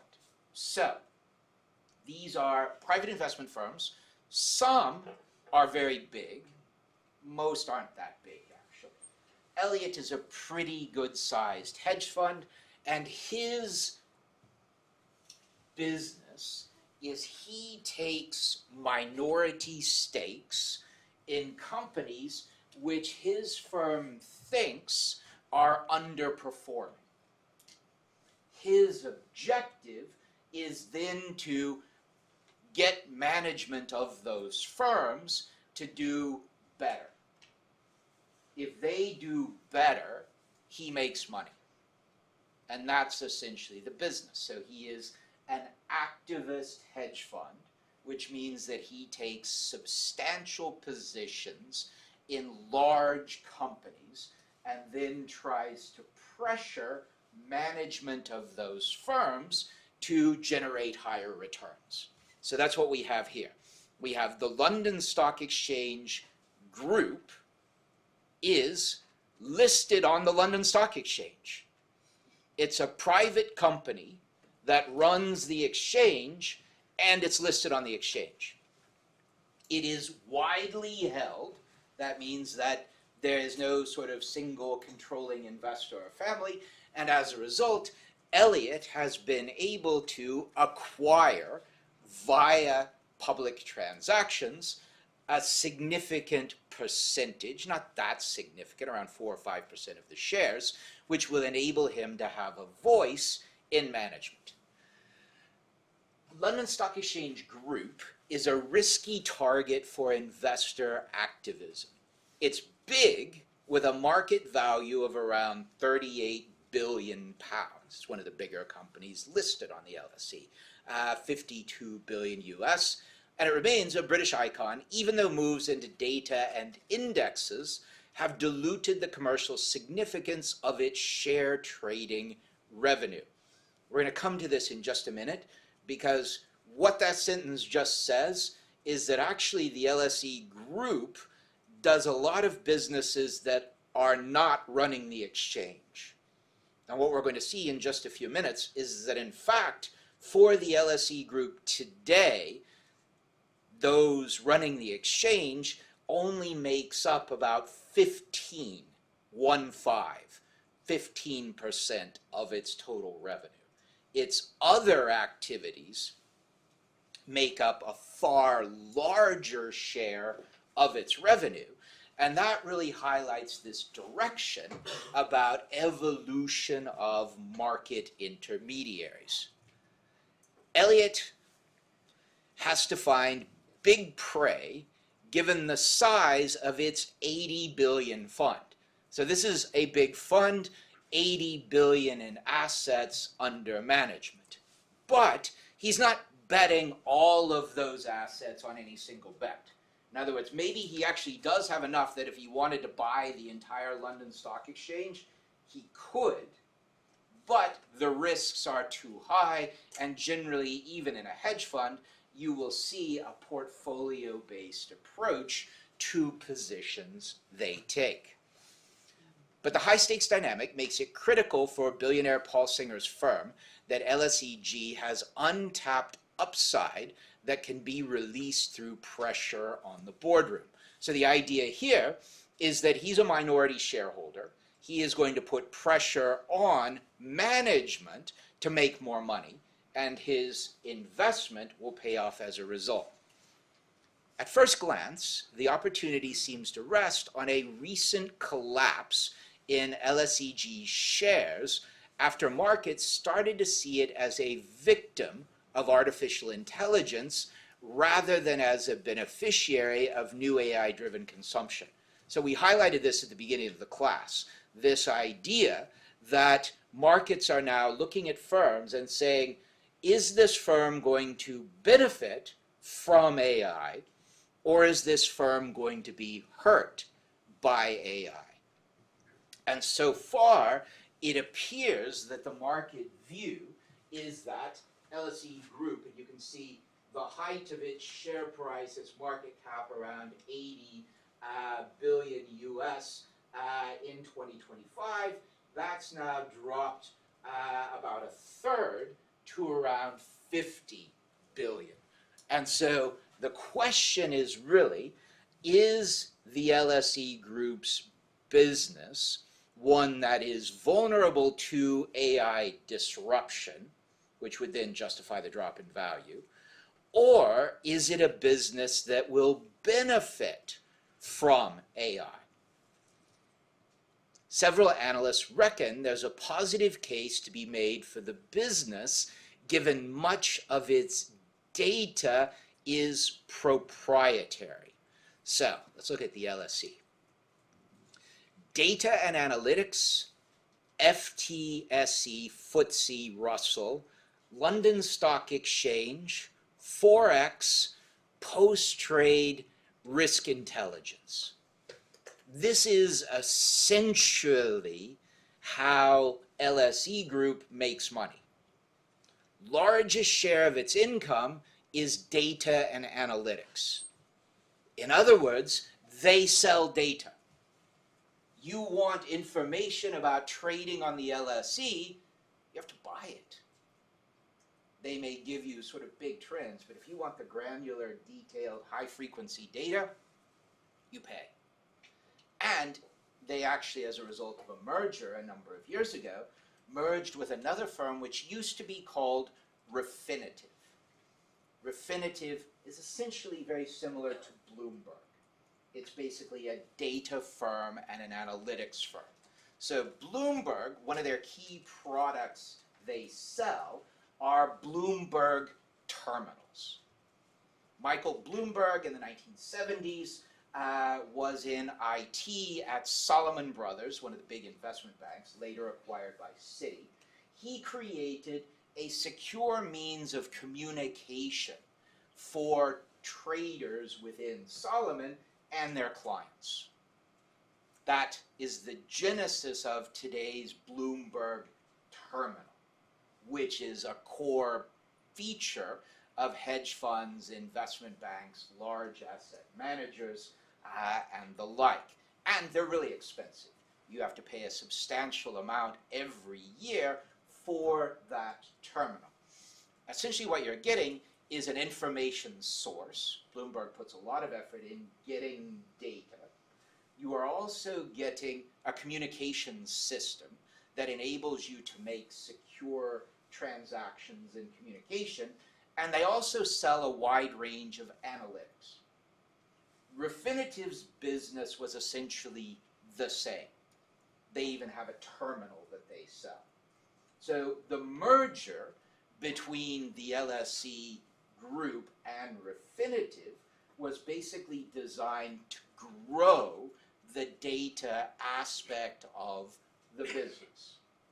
So today, LSE Group sells, obviously, LSE data, but they also sell lots of other data that they acquire through a wide range of different processes, and they sell analytics systems. So, the argument here is that from the standpoint of AI, one thing that's important is your sort of processing power. This is the compute, your data centers, your GPUs. Another are your analytics systems. These are the models that you develop. But actually, all of this is useless without data. And so the argument is that who has the valuable data, that these firms may well benefit in the AI context. Because anyone who actually wants to make money off of the AI products needs to run it through proprietary data that people can use to make money. And so the argument is the LSE, because its business is about proprietary data, that it may actually benefit from AI as opposed to be hurt by AI. What are its other businesses? Indices. Something that is unavoidable in a course like this is Daniele, me, others will just use terms because they're so common. S&P 500, Standard & Poor's 500 index. You have a number of firms that provide indices. Indices like Standard & Poor's, FTSE, the Financial Times, Stock Exchange, Russell Index. These are a large number of indices. You also have MSCI. MSCI is Morgan Stanley Capital International, and they produce lots of indices. Indices are really important because in the platforms article I talked about essentially passive investors. This idea of investors being able to buy exchange-traded funds or broad indices of stocks, which they then use basically as their investment theme. In other words, you can think of two types of investors. An active investor. So Elliott, as a hedge fund, is an active investor. They go in and they try to pick opportunities, and then actually as an activist, they try to turn those around to make money. But most firms, like Vanguard, a lot of the ETFs sold by BlackRock, these are what we call passive investments. In other words, nobody actually manages the money. They have an index. The S&P 500 is the largest 500 stocks on essentially the New York Stock Exchange. NASDAQ index, the largest shares on NASDAQ. FTSE 100, largest 100 stocks listed on the London Stock Exchange. These major index providers and those three, S&P, FTSE, which is owned by LSE Group, MSCI, these firms dominate the index business. And if you're a passive investor, you need to buy that index data in order to make sure that your investment portfolio matches your index. And so, if you are one of the big providers of indices, like the FTSE indexes under the LSE, you make a substantial amount of money from selling the index data. So that's their second largest business, is actually selling the indices and managing their composition. And then, of course, trillions of dollars of investments will be indexed to these indices. And each of those managers, one of their costs will be making sure that they have the index data in order to match their portfolios to. London Stock Exchange. Yeah, they actually make money from listings. If you want to list on the London Stock Exchange, you pay a listing fee. And each transaction, there is actually a fee paid by the buyer and seller that goes to the exchange. So the exchange itself makes money for the owner. If we look at LSE, NASDAQ, NYSE, all of these firms make a lot more money from data than they do from trading. Hong Kong Stock Exchange is unusual. Hong Kong Stock Exchange makes most of its money from trading revenue. Very active trading, much less data. We then look at LSE Group, three other pieces. One is foreign exchange and commodities. So they own a number of central clearing houses for commodities and foreign exchange, which is a major income set for them. Post-trade. Post-trade is clearing and settlement services. So if we think about LSE Group, it has a clearinghouse like DTCC, and operating the clearinghouse also, you take a little piece for each of those transactions cleared and sold. They do both this for the stock exchange, but actually where they make the most money in terms of clearing and settlement is in the context of OTC derivatives, because since 2008, OTC derivatives in many markets have to be centrally cleared and settled, and the LSE Group runs one of the biggest clearing and settlement systems for OTC derivatives. And risk intelligence. All of these firms also sell consulting and advisory services. They also sell trading systems. In other words, if you look around the world at most of the world's stock exchanges, they tend to run trading systems which have been developed and sold by NASDAQ, Deutsche Börse, or the LSE. These firms tend to dominate the sales and provision of trading systems, which are then sold to exchanges around the world. We'll also see a bit later in the course that if you sell the trading system, you can also sell trading systems to asset managers and investment banks, and you can also sell monitoring systems to regulators, what we call supervisory technology, and you can sell the other side of those things to industry participants who need to monitor compliance in the context of regulatory technology. So, this case gives us a really interesting example to see the reality of how a major securities market operator works, and the reality that they're less about running securities markets and much more about the data that come from those markets. Back to our story. Nevertheless, the company has a problem distinct from the AI noise. So you have different views. Some people say it's going to lose money because AI will disintermediate it.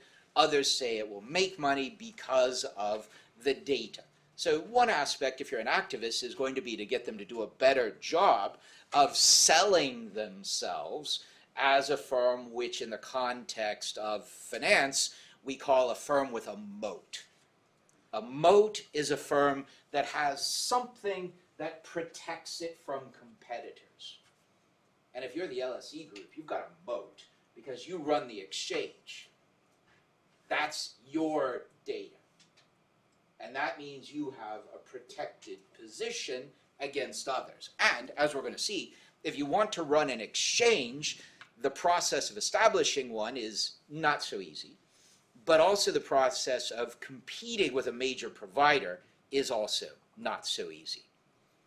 So it trades at a large discount to most analysts' fundamental valuations, such as the $57 billion calculated by Barclays Research. LSEG has also traded for several years at a stubborn discount to focused data peers such as MSCI, S&P, and Moody's, as well as stock exchange rivals. According to analysts at JP Morgan, this is unwarranted given the structural growth of the industry. Bloomberg, the parent company of Bloomberg News, where we're reading this story, competes with LSEG to provide financial news, data, and information. LSEG has lower profitability than its rivals. So, from the standpoint of an activist, this is a pretty simple story. Compared to its peers, its valuations are lower.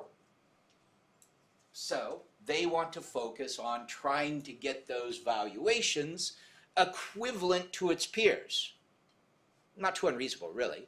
LSG has lower profitability than rivals, but suppose it can boost margins and earnings and then get investors to apply a higher price-earnings ratio to those profits. The jump in its market capitalization would be sizable. And this shows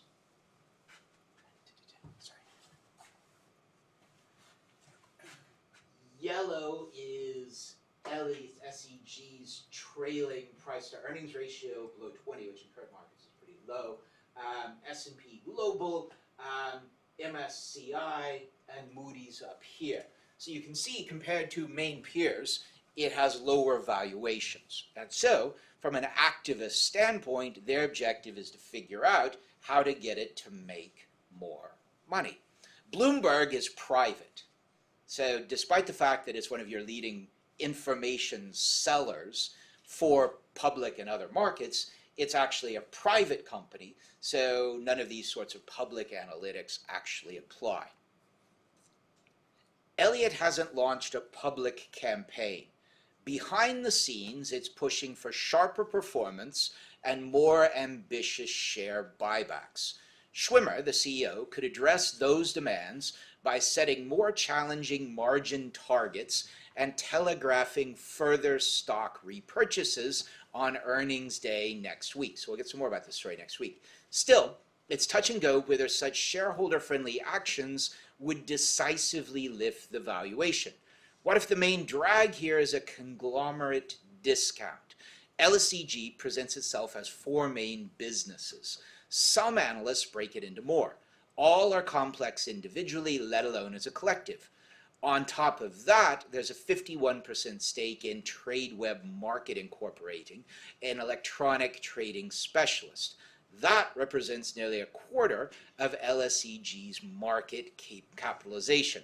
It's odd to have so much of the company's valuation tied up in another listed entity. This chart shows major, if you will, competitors. ICE owns the New York Stock Exchange. So this is major competitor because they run the New York Stock Exchange. MSCI as a data company, Euronext, which owns the big Paris, Amsterdam exchanges, Moody's, data firm, Deutsche Börse, which of course is the German exchange, S&P Global as an information provider and an index operator, and comparing LSE themselves. So, what are the choices? With a big train set, Schwimmer has multiple ways to bring greater clarity. A straightforward choice would be selling some of the stake, reducing stagnant capital, and using the proceeds for buybacks. A more radical option would be separating the hefty data and analytics business and giving it a U.S. listing.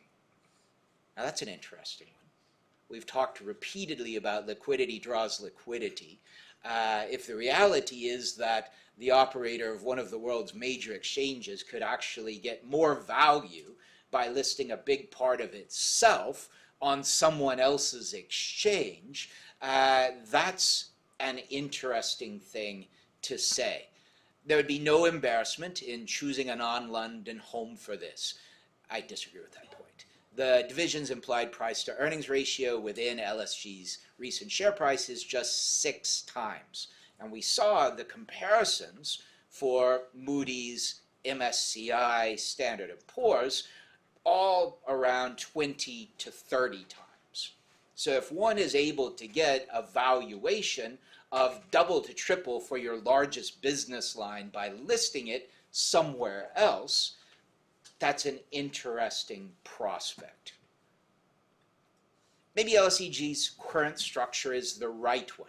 If so, Schwimmer needs to find another reason why it's not showing up in the valuation. That leaves the AI millstone.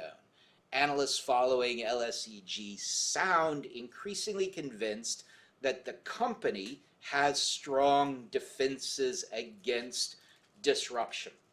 In other words, the analyst's view is coming around to this idea that LSEG has a moat, and that in fact it will benefit from AI as opposed to being disrupted.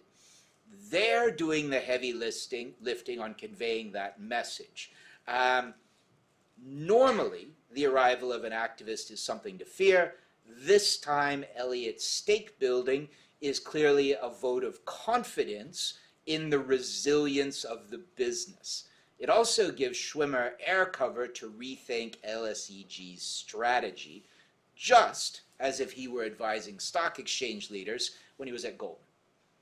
So, this I think is a really interesting story because it really highlights the reality of how public markets and firms are working, which is often completely different than we may think of from the standpoint of traditional analyses. All right, let's take a 5-minute break and then we'll come back.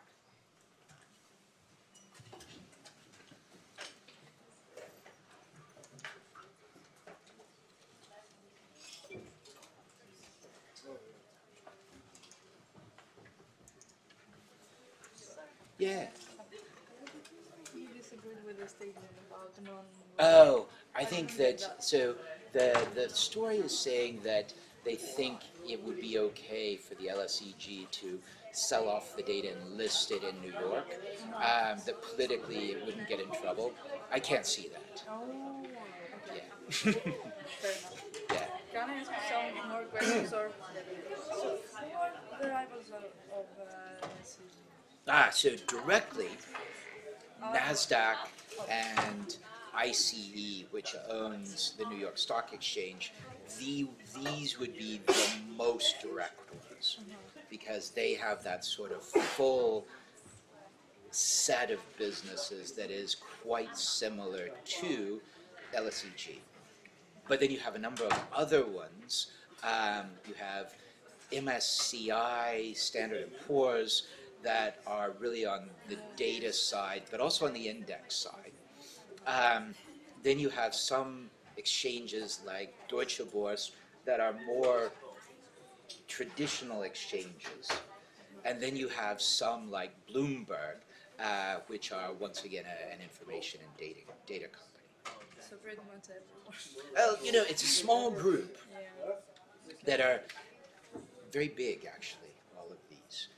But the most direct ones are NASDAQ and ICE, because they're exchange groups that have in the same way moved so that their largest business lines are data. Okay. And those, the OTC derivatives, how are those regulated? We're going to talk about that. Not really. We'll do that more in the derivatives course in June. Okay. Yeah. So I've got to chop that one off because it's private. Okay. What else? Sorry. The LSEG, did you say it was passive or?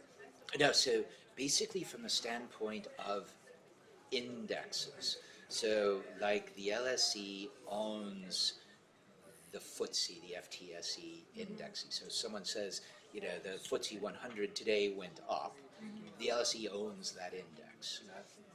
And so they actually charge users of that index for data about the index. And it's very important, particularly to passive investors who may have, essentially, they invest in the FTSE 100 index. And it's the index provider that gives them the information that says how much you have to hold of everything. No, I get it. Yeah, so the indexes are actually a pretty good business themselves. And so MSCI, Standard & Poor's, and the LSE, these are the big index owners. And is the LSG an activist hedge fund or not? So Elliott is the hedge fund. Yeah. The LSE is just a listed company, widely held. Okay. I think. Oh, a last one. Yeah.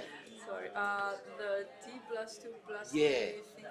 What kind of problems does it create with ownership? So basically it means that actually when you do a trade, you don't technically own the thing until it's settled a day or two later. And so there are risks in there. But one, it's been impossible to sort of get it lower. But two, market participants find that it's actually useful to have because errors and mistakes happen. So has there been a case where that's Lots. Oh, It's Yeah. the fat finger trade is something that happens all the time. find something to do. Yeah, we'll probably get one at some point during the semester. Okay. They're not Thank you. uncommon. I think that was it. Yeah. Hi. Hey. Yeah, I just want to ask, I actually started the course today, I started last week onwards. I'm a bit behind on the content and the terminology and everything, it's a bit difficult for me to understand it. Would you recommend me a post or some things I should do from my own end that would kind of make me catch up with it quickly? I think I would start with the readings and the videos. Yeah. And it's also the case that everybody is starting from the same level. And so by the end of the semester, everyone should have a pretty sophisticated understanding. But most don't at this point. And that's, Context isn't making a bit of sense to me. When you speak, it makes sense to me, but I feel like when I'm reading it about it, just it's harder to get, and that's why I say there isn't necessarily anything that I would say that is a sort of narrative point to point. So, but it'll come as the semester goes. You're welcome. Right. Yeah, we should be 1.5 hours before the flight. Sorry, one question. Yeah. Are you busy generally during the week? No, I'm usually Mondays and Tuesdays because I'm teaching are bad, but I'm usually around most of the rest of the time. So just drop me an email, and I'm in most afternoons. So since I will email you about this, but in short summary, I've built a network here in London with lawyers from firms and do a lot of coffees. Yeah. And then I was thinking it might be nice to organize with Jose, he's the banking finance representative, Yeah, sounds to good. organize a panel Yeah. about a regulation topic. Yeah. But we want to do 3 partners from White and Case, one office in Linklater. Nice. Yeah. But also a professor. Yeah. And we thought we want to invite Yeah. you. Very happy to do so. Yeah. But the start point is if you're even open. Yeah. Yeah. Absolutely. Beside Absolutely. all the details. No, also. it should be fun. Yeah, Yeah? I love doing this stuff. Yeah? Yeah, Okay, yeah. perfect. Yeah. And I was thinking about we want to do a statement and then discuss you and the other 3 partners about the statement. I will do partners from regulatory departments. Yeah. In the tutorial, we talked about we want to do it from the UK context. Yeah. But the UK did the regulation development since a crisis. Yeah. We Yeah. talked Yeah. about that, right? Yeah, and we will They be didn't talking do more a about it. good job, right? Well, there's Generally, some things very good, others, and so it's mixed. So and that's good for a discussion. yeah, it is. Yeah. But if you have any, I will email you. But any more, because this is a really broad Yeah, no, sounds good. subject. Yeah. then, Yeah, I'm that's also great. curious for if you have any other more specific statements to have a discussion about. Yeah, sounds good. Yeah, Okay. me too. Yeah, Okay, good. thank you. Just gonna grab some water.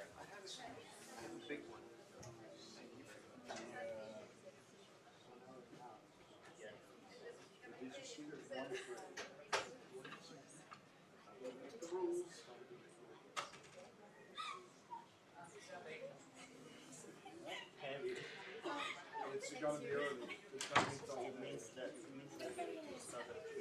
Yeah, so but then we have the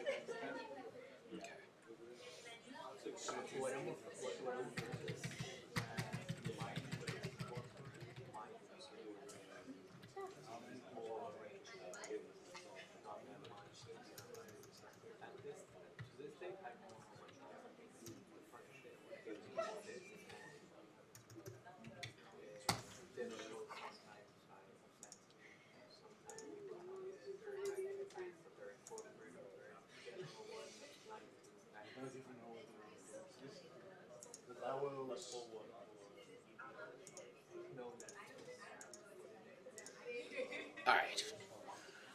All right, let's go ahead and pick up. I want to pick up a few things before we wrap up today. The first, just because we've been talking about it, is to pick up similarly NASDAQ. So this is the NASDAQ website. NASDAQ and the LSE, their businesses, their revenue shares are very, very similar. So if you look at NASDAQ, their sort of top three areas: market activity.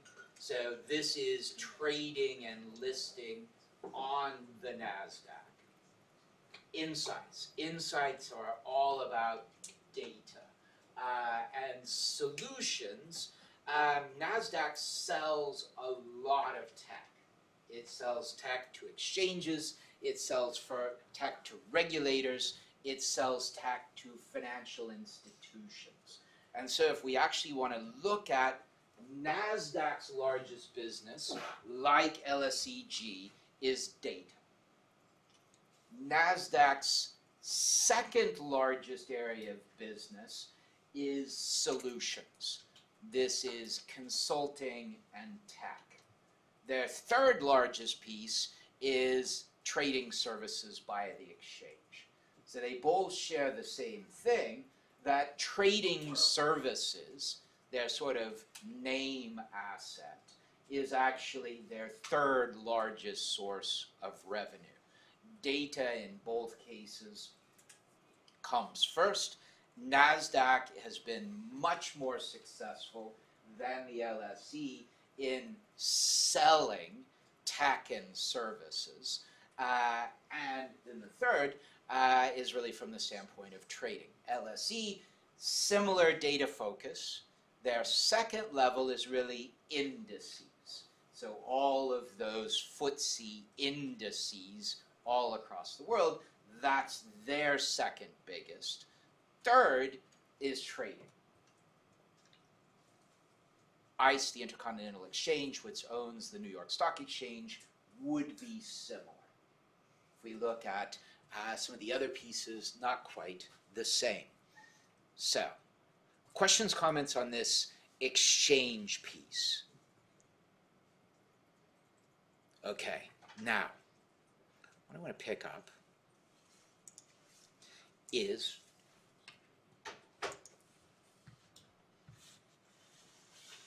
two things.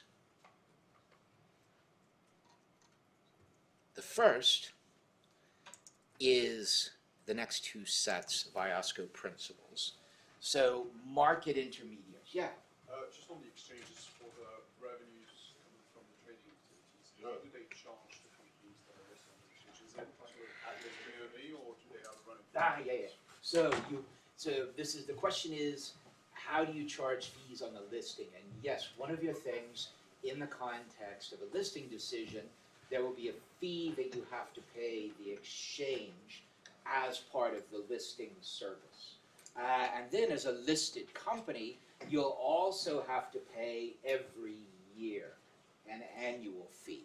So from an exchange's standpoint, the more companies you list, the more revenue you get, both from the standpoint of IPOs, initial listings, but also in ongoing revenue from the annual fees that the listed companies pay to maintain their listings. And then from the standpoint of trading activity, each trade, the buying and selling, a little piece of that goes to the exchange. And then a little piece of the clearing and settlement process, that goes to the clearing, to the exchange as well. So the exchange will make money from the standpoint of the more companies that are listed and the more trading that is taking place in those listed securities. Yeah. And that, if we look at, for instance, the Hong Kong Stock Exchange, most of the Hong Kong Stock Exchange revenue comes from listing fees, both initial and ongoing, and from trading fees. It has a much smaller amount of income from data or services than NASDAQ or LSE Group. Others? All right, let's pick up two things. IOSCO principles for intermediaries. Regulation should provide for minimum entry standards for market intermediaries. And essentially the idea here is we've looked at the sort of exchanges, the clearing and settlements companies. Intermediaries are particularly things like broker-dealers, investment advisors, a range of functions. We'll come back to some examples to crystallize this a bit. But essentially, intermediaries are very frequently what we call handling other people's money. And so, whenever you are handling someone else's money, there are always risks. And so there was always a process of authorization, licensing, and ongoing supervision. So minimum entry standards, 30, there should be initial and ongoing capital and other prudential requirements for market intermediaries that reflect the risks the intermediaries undertake.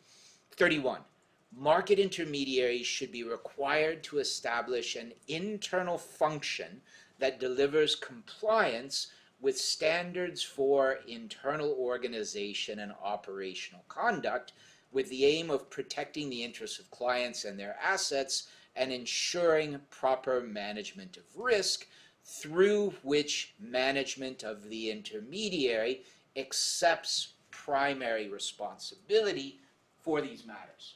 So part of the intermediary regulation process is that intermediaries must build their own compliance functions in order to comply with regulatory requirements, but the management of the intermediary always accepts primary responsibility for these matters. And this is something that we'll see when we start looking at some of the AI use cases. Finally, 32. There should be procedures for dealing with the failure of a market intermediary in order to minimize damage and loss to investors and contain systemic risk. In addition to exchanges and the information intermediaries, we also have specific requirements for certain specific types of intermediaries. And one of those are collective investment schemes. So the expectation is that if you have an investment vehicle, something like a mutual fund or an investment fund, that these will be subject to both authorization and licensing requirements, but also ongoing requirements. 24, the regulatory system should set standards for the eligibility, governance, organization, and operational conduct of those who wish to market or operate a collective investment scheme. These requirements typically come in at certain numbers of investors or certain types of investors, particularly retail investors. A hedge fund, of course, is a collective investment scheme, but it's generally structured to fall out of most of the main regulatory requirements. And something like a family office, because generally it's just investing for one family or one firm, it will often avoid regulatory requirements in terms of disclosure, etc., entirely. 25. The regulatory system should provide for rules governing the legal form and structure of collective investment schemes and the segregation and protection of client assets. This, from the standpoint of securities regulation, is actually one of our most important principles. There's a principle that any securities intermediary, that you separate the intermediary from the securities.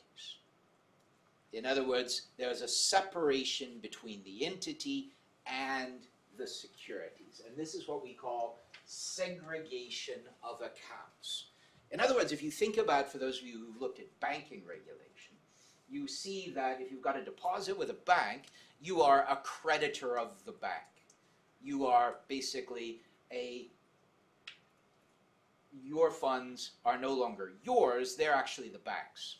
And so your risk is that if something happens to the bank, you may lose your money.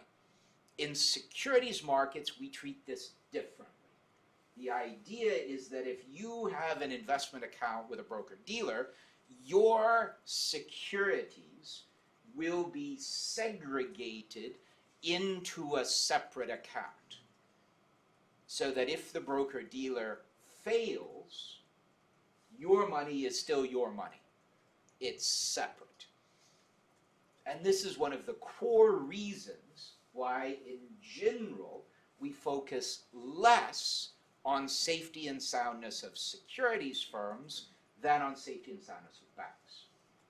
We saw, and we'll come back to this at the end of the course, a very interesting example in the crypto context, where with FTX, the big crypto intermediary, and note, I almost never use the term crypto exchange. Why? Exchange is a technical term. These firms don't, in most cases, have licenses to be exchanges. And as a result, you shouldn't call them exchanges, and they shouldn't call themselves exchanges. They are market intermediaries.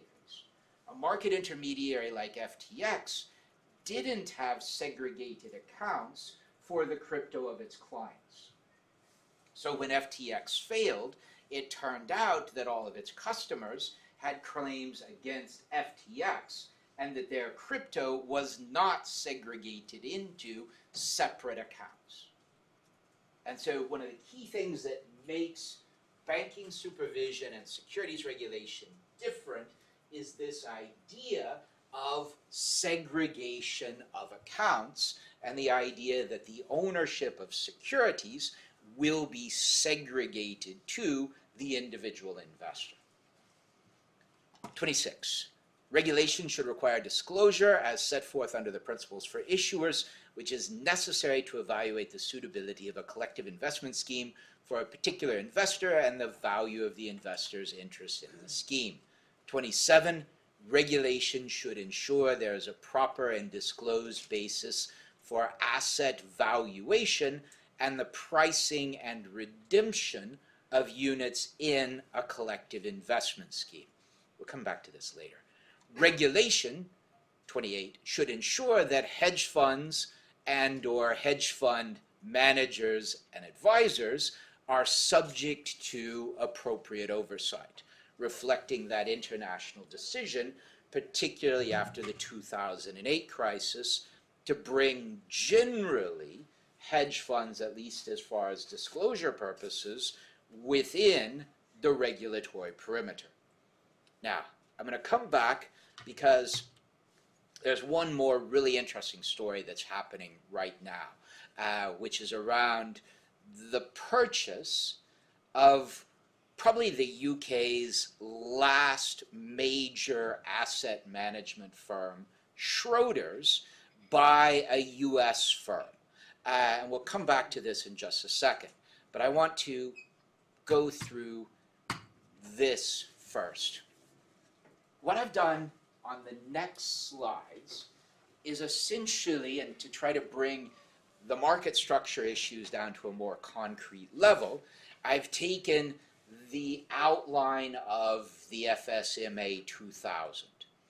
And if you look at what you have, and it's a big act, but generally speaking, there is a high level of parallel between the structure of the FSMA 2000 and the IOSCO objectives and principles. We can see parts 1 and 1A are about the FCA, but also the role of the PRA, the regulatory structure and the powers of those regulators. Part 2, which we're going to come to in just a minute, is about regulated and prohibited activities. These are the sorts of activities that will draw the licensing requirement, as we've just looked at, across these various forms of market intermediaries. Authorization and exemption, essentially the process, permissions to carry on certain activities, official listing, control of business transfers, which is mergers and acquisition, provisions relating to market abuse, a lot of provisions relating to hearings, powers, appeals. We get down to a variety of specific aspects: collective investment schemes, transformer vehicles, and this whole section, part 18, around recognized investment exchanges, clearing houses, CSEs, centralized securities depositories, and other parties, and a series of schedules that provide more detail. If we look at what we've looked at today, and I think if you look at the FCA website, it's interesting to see how they present themselves. So if you're looking at firms, authorization, regulated firms, task for firms, and specific areas. Markets, primary markets, market policy, regulated markets, market abuse, short selling, and something we're going to see later, transaction reporting. So one can see this sort of overall design.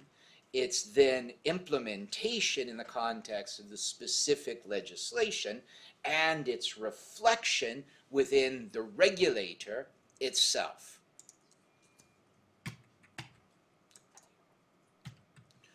Regulated and prohibited activities.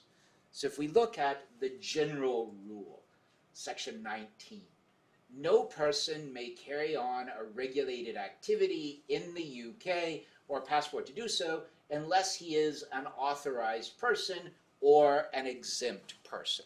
Person, of course, is both individual as well as legal, and also includes things like partnerships, which are somewhere in between. So this, as we saw, is really your sort of core aspect of how the UK regulatory system works. From the standpoint of what are these regulated activities, an activity is a regulated activity for the purpose of this act if it's an activity of a specified kind which is carried on by way of business and relates to an investment of a specified kind, or in the case of an activity of a kind which is specified for the purpose of this paragraph, is carried on in relation to property of this kind. Investment includes any asset, right, or interest, including where an asset, right, or interest is or comprises or represents a crypto asset. So you have in this a broad definition that more or less anything which relates to investments will require authorization. We've got a range of exemptions, but in many ways, the key from the standpoint of default things that require authorization is presented in Schedule 2, regulated activities. Generally, Section 1, the matters with respect to which provision may be made under Section 22(1) in respect of activities, in particular, those described in general terms in this part of the schedule. So what you have is you have a series of specific activities which largely cover all of those intermediaries' businesses that we've been talking about, but then you also have a general catch-all which could be used to catch other things. So what are your main regulated activities? Dealing in investments, buying, selling, subscribing for, or underwriting investments, or offering or agreeing to do so, either as principal or agent. In the case of an investment, which is a contract of insurance, that includes carrying out of the contract. Arranging deals in investments, making or offering or agreeing to make arrangements with a view to another person buying, selling, subscribing for, or underwriting a particular investment, and arrangements with a view to a person who participates in the arrangement, buying, selling, subscribing for, or underwriting investments.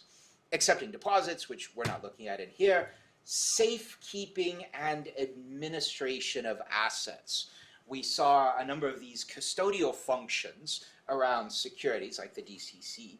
This requires a license. Safeguarding, safekeeping and administration of assets. Safeguarding and administering assets belonging to another, which consist of or include investments or offering or agreeing to do so.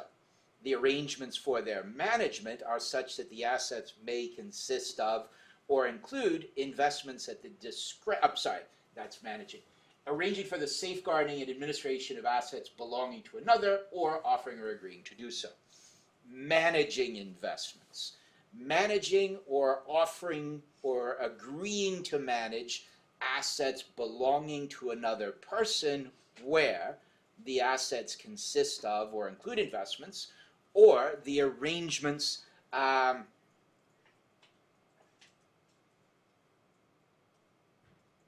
for their management are such that the assets may consist of or include investments at the discretion of the person managing or offering or agreeing to manage them. Investment advice. Giving or offering or agreeing to give advice to persons on buying, selling, subscribing for, or underwriting an investment, or exercising any right conferred by an investment to acquire, dispose of, underwrite, or convert an investment. Establishing collective investment schemes. So, establishing, operating, or winding up a collective investment scheme, including acting as trustee of a unit trust scheme, depository of a collective investment scheme other than a unit trust scheme, or sole director of a body incorporated by virtue of regulations under Section 262. Finally, using computer-based systems for giving investment instructions, sending on behalf of another person instructions relating to an investment or by means of a computer-based system which enables investments to be transferred without a written instrument. Offering or agreeing to send such instruments by such means on behalf of another person, causing such instructions to be sent by such means on behalf of another person, offering or agreeing to cause such instructions to be sent by such means on behalf of another person. So basically what you get is a general idea that anything involving investments requires authorization, but then you have a specific list of most common activities which specify that these in particular draw authorization requirements. We haven't looked, but the separate part about exchanges, clearinghouses, securities depositories, and the like, this comes with its own very detailed set of authorization requirements because these things have very specific important functions in economies and financial systems as a whole. So, what that kind of does, I think, is it takes the sort of principles to the market context down to the specific regulatory requirements. We haven't looked at how you get the authorization or the conduct of business requirements, which we'll come back to later. But what I wanted to wrap up with is one last story, because it's a good, that's probably the last one. So this has a couple of aspects. Schroeder's exit makes the City of London even more like Wimbledon. So this is a reference that one will see periodically. Wimbledon, from the standpoint of tennis. How often does one see a British player playing? Occasionally, but that's the point, is the UK runs the platform, but it doesn't necessarily win the tournament. And so there's been this discussion, particularly in the context of finance, for at least since around 1985. Yeah, since around 1985, about the Wimbledonization, yeah, you will see this word, of finance in the UK. And essentially, prior to 1986, generally speaking, the UK market was quite closed. It was difficult to come in as an outside firm and either get a license or compete. 1986, you have something that we call the Big Bang. Big Bang was legislation in the UK as part of its process of becoming a member of what eventually became the European Union, and implementing provisions around free movement of financial services. That 1986 Big Bang not only allowed essentially open access to European firms, but it also allowed global open access. And since that time, periodically you'll see stories like this, which is that some formerly famous UK financial firm is being acquired by someone else. And this is one of the last big UK firms to be acquired. The argument is always, is it better to have your market closed so that it's your firms that are dominating? Or is it better to be the center where people come from everywhere to run operations? And it's never been fully answered, but certainly one aspect of the LSEG story we just saw is a question. The LSEG is clearly one of the last things that remains from the standpoint of the UK financial sector, and an open question about whether or not one could see some impact from the standpoint of foreign ownership or control.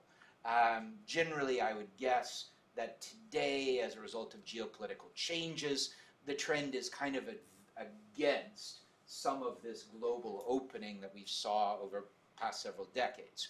But Schroeder's provides an interesting example. It could have been so much worse. Schroeder's could have drifted into irrelevance, or it could have been squished in a takeover with savage job cuts. Instead, the historic British asset manager, so this is a large asset management firm, has agreed to be bought for £9.9 billion, about 13.5 billion US, by US peer Nuveen. And honestly, I had never heard of Nuveen before this announcement, and I kind of know this industry pretty well.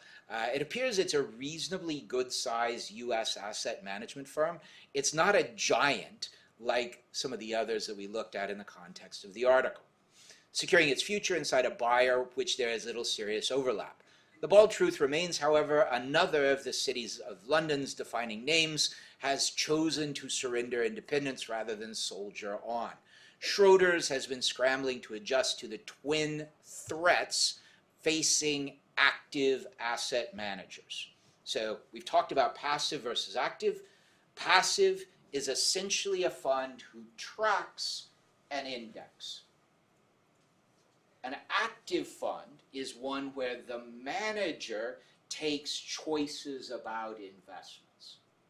But actually, that is a little bit not entirely true, because almost every active manager in the world, they are judged in terms of performance against an index. In other words, if you are an active manager, you will be asked, did you beat the S&P 500?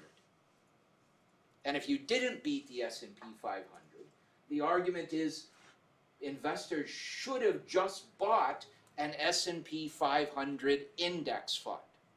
They've wasted their money on the active investor. At the same time, we know from the standpoint of the efficient capital markets hypothesis that you actually have to have active investors buying and selling in order to set prices. If everybody just owns the market, there's no price setting. So we know that a market requires certain amounts of active buying and selling in order to function, and that makes passive, there's always a balance. Passive works because active exists. If active doesn't exist, passive can't work. But there's a constant headache for active managers because it's difficult to beat the index. That's why the index is the index, and passive has lower costs, and generally it outperforms. So, Schroders has been scrambling to adjust to the twin threats facing active asset managers: competition from low-fee passive funds and alternative investment managers like our friends at Elliott, the hedge fund, touting high performance from their private market businesses. The stock price has more than halved between September 2021 and April last year. Under newest chief executive Richard Oldfield, the firm has been cutting costs and expanding in alternatives. Alternatives are basically hedge funds and private markets and services for rich people. So this is high net worth management. Witness the recent partnership with U.S. private capital titan Apollo Global Management. But the picture is little changed. With $824 billion of client assets. Now, think about this. 824 billion pounds of client assets. It's a lot. But the next sentence says, Schroders lacks the scale economies it needs to be a truly viable force in active fund management. It's not big enough. And hence the logic of the merger is combining with another firm which is not too different in size, and the combination of the two arguably will have the necessary scale. All the while, Nuveen was hiding in plain sight, absolutely. It ticks the right boxes. Nuveen has some 1.4 trillion of managed assets. The transaction takes it into the 2 trillion plus comfort zone in an asset management world dominated by leviathans, while filling the UK and European gap in its geographical footprint. Owned by the Teachers Insurance and Annuity Association of America, a giant mutual insurer that can afford the purchase and cost of building out Schroders surfaces. This may well not be the last acquisition. Schroders clan gets a full cash exit, and that probably became more appealing as the holding was passed down the generations. So, this, I think, highlights that dynamic which is in the article about asset management, scale, technology, and direction. And so we're seeing this interesting emerging business where you have services and data providers like MSCI, NASDAQ, or LSEG, and you also have gigantic asset management firms. The clear view is you need at least 2 trillion under management in order not to be immediately at risk of takeover. And these, I think, highlights two of our directions from the standpoint of intermediaries authorization. And then we saw in the context of the UK, the FSMA structure and its implementation or reflection of those IOSCO general principles in detailed sections. All right, questions, comments on anything? All right, see you all next week. Next week, it's back to Daniele, and we'll be talking about the European context of those rules. Thanks, everyone.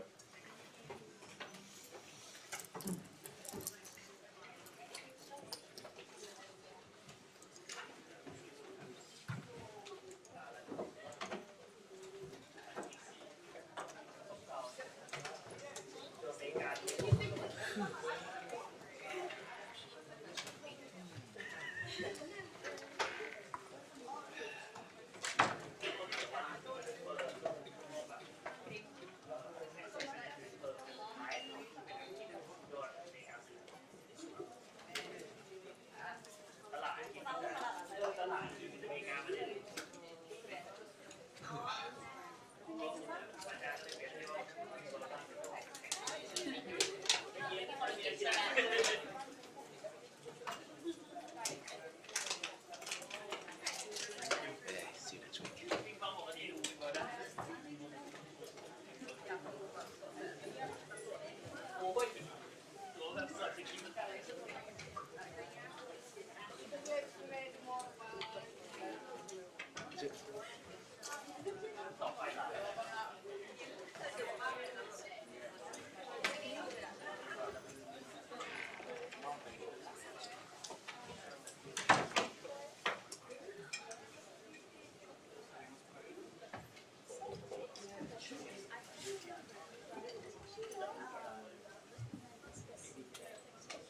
No, there's nothing that really does what I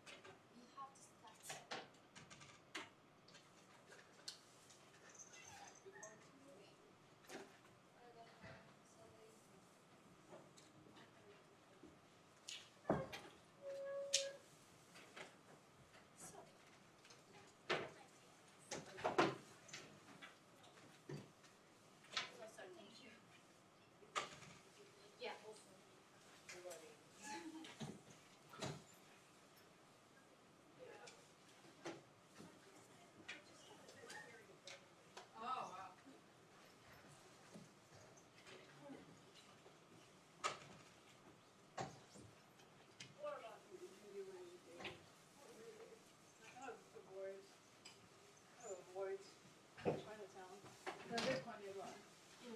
So usually, I go to China. But I've been avoiding it. I don't really want to go on the day. Just how actually go. Maybe don't go with my friends this weekend. Which won't be anything. Yeah, I hear there's like a fair about Sunday. Yeah. It'll be like really cool. Maybe. But then because most of my Chinese friends aren't in the country anymore. They'll move back.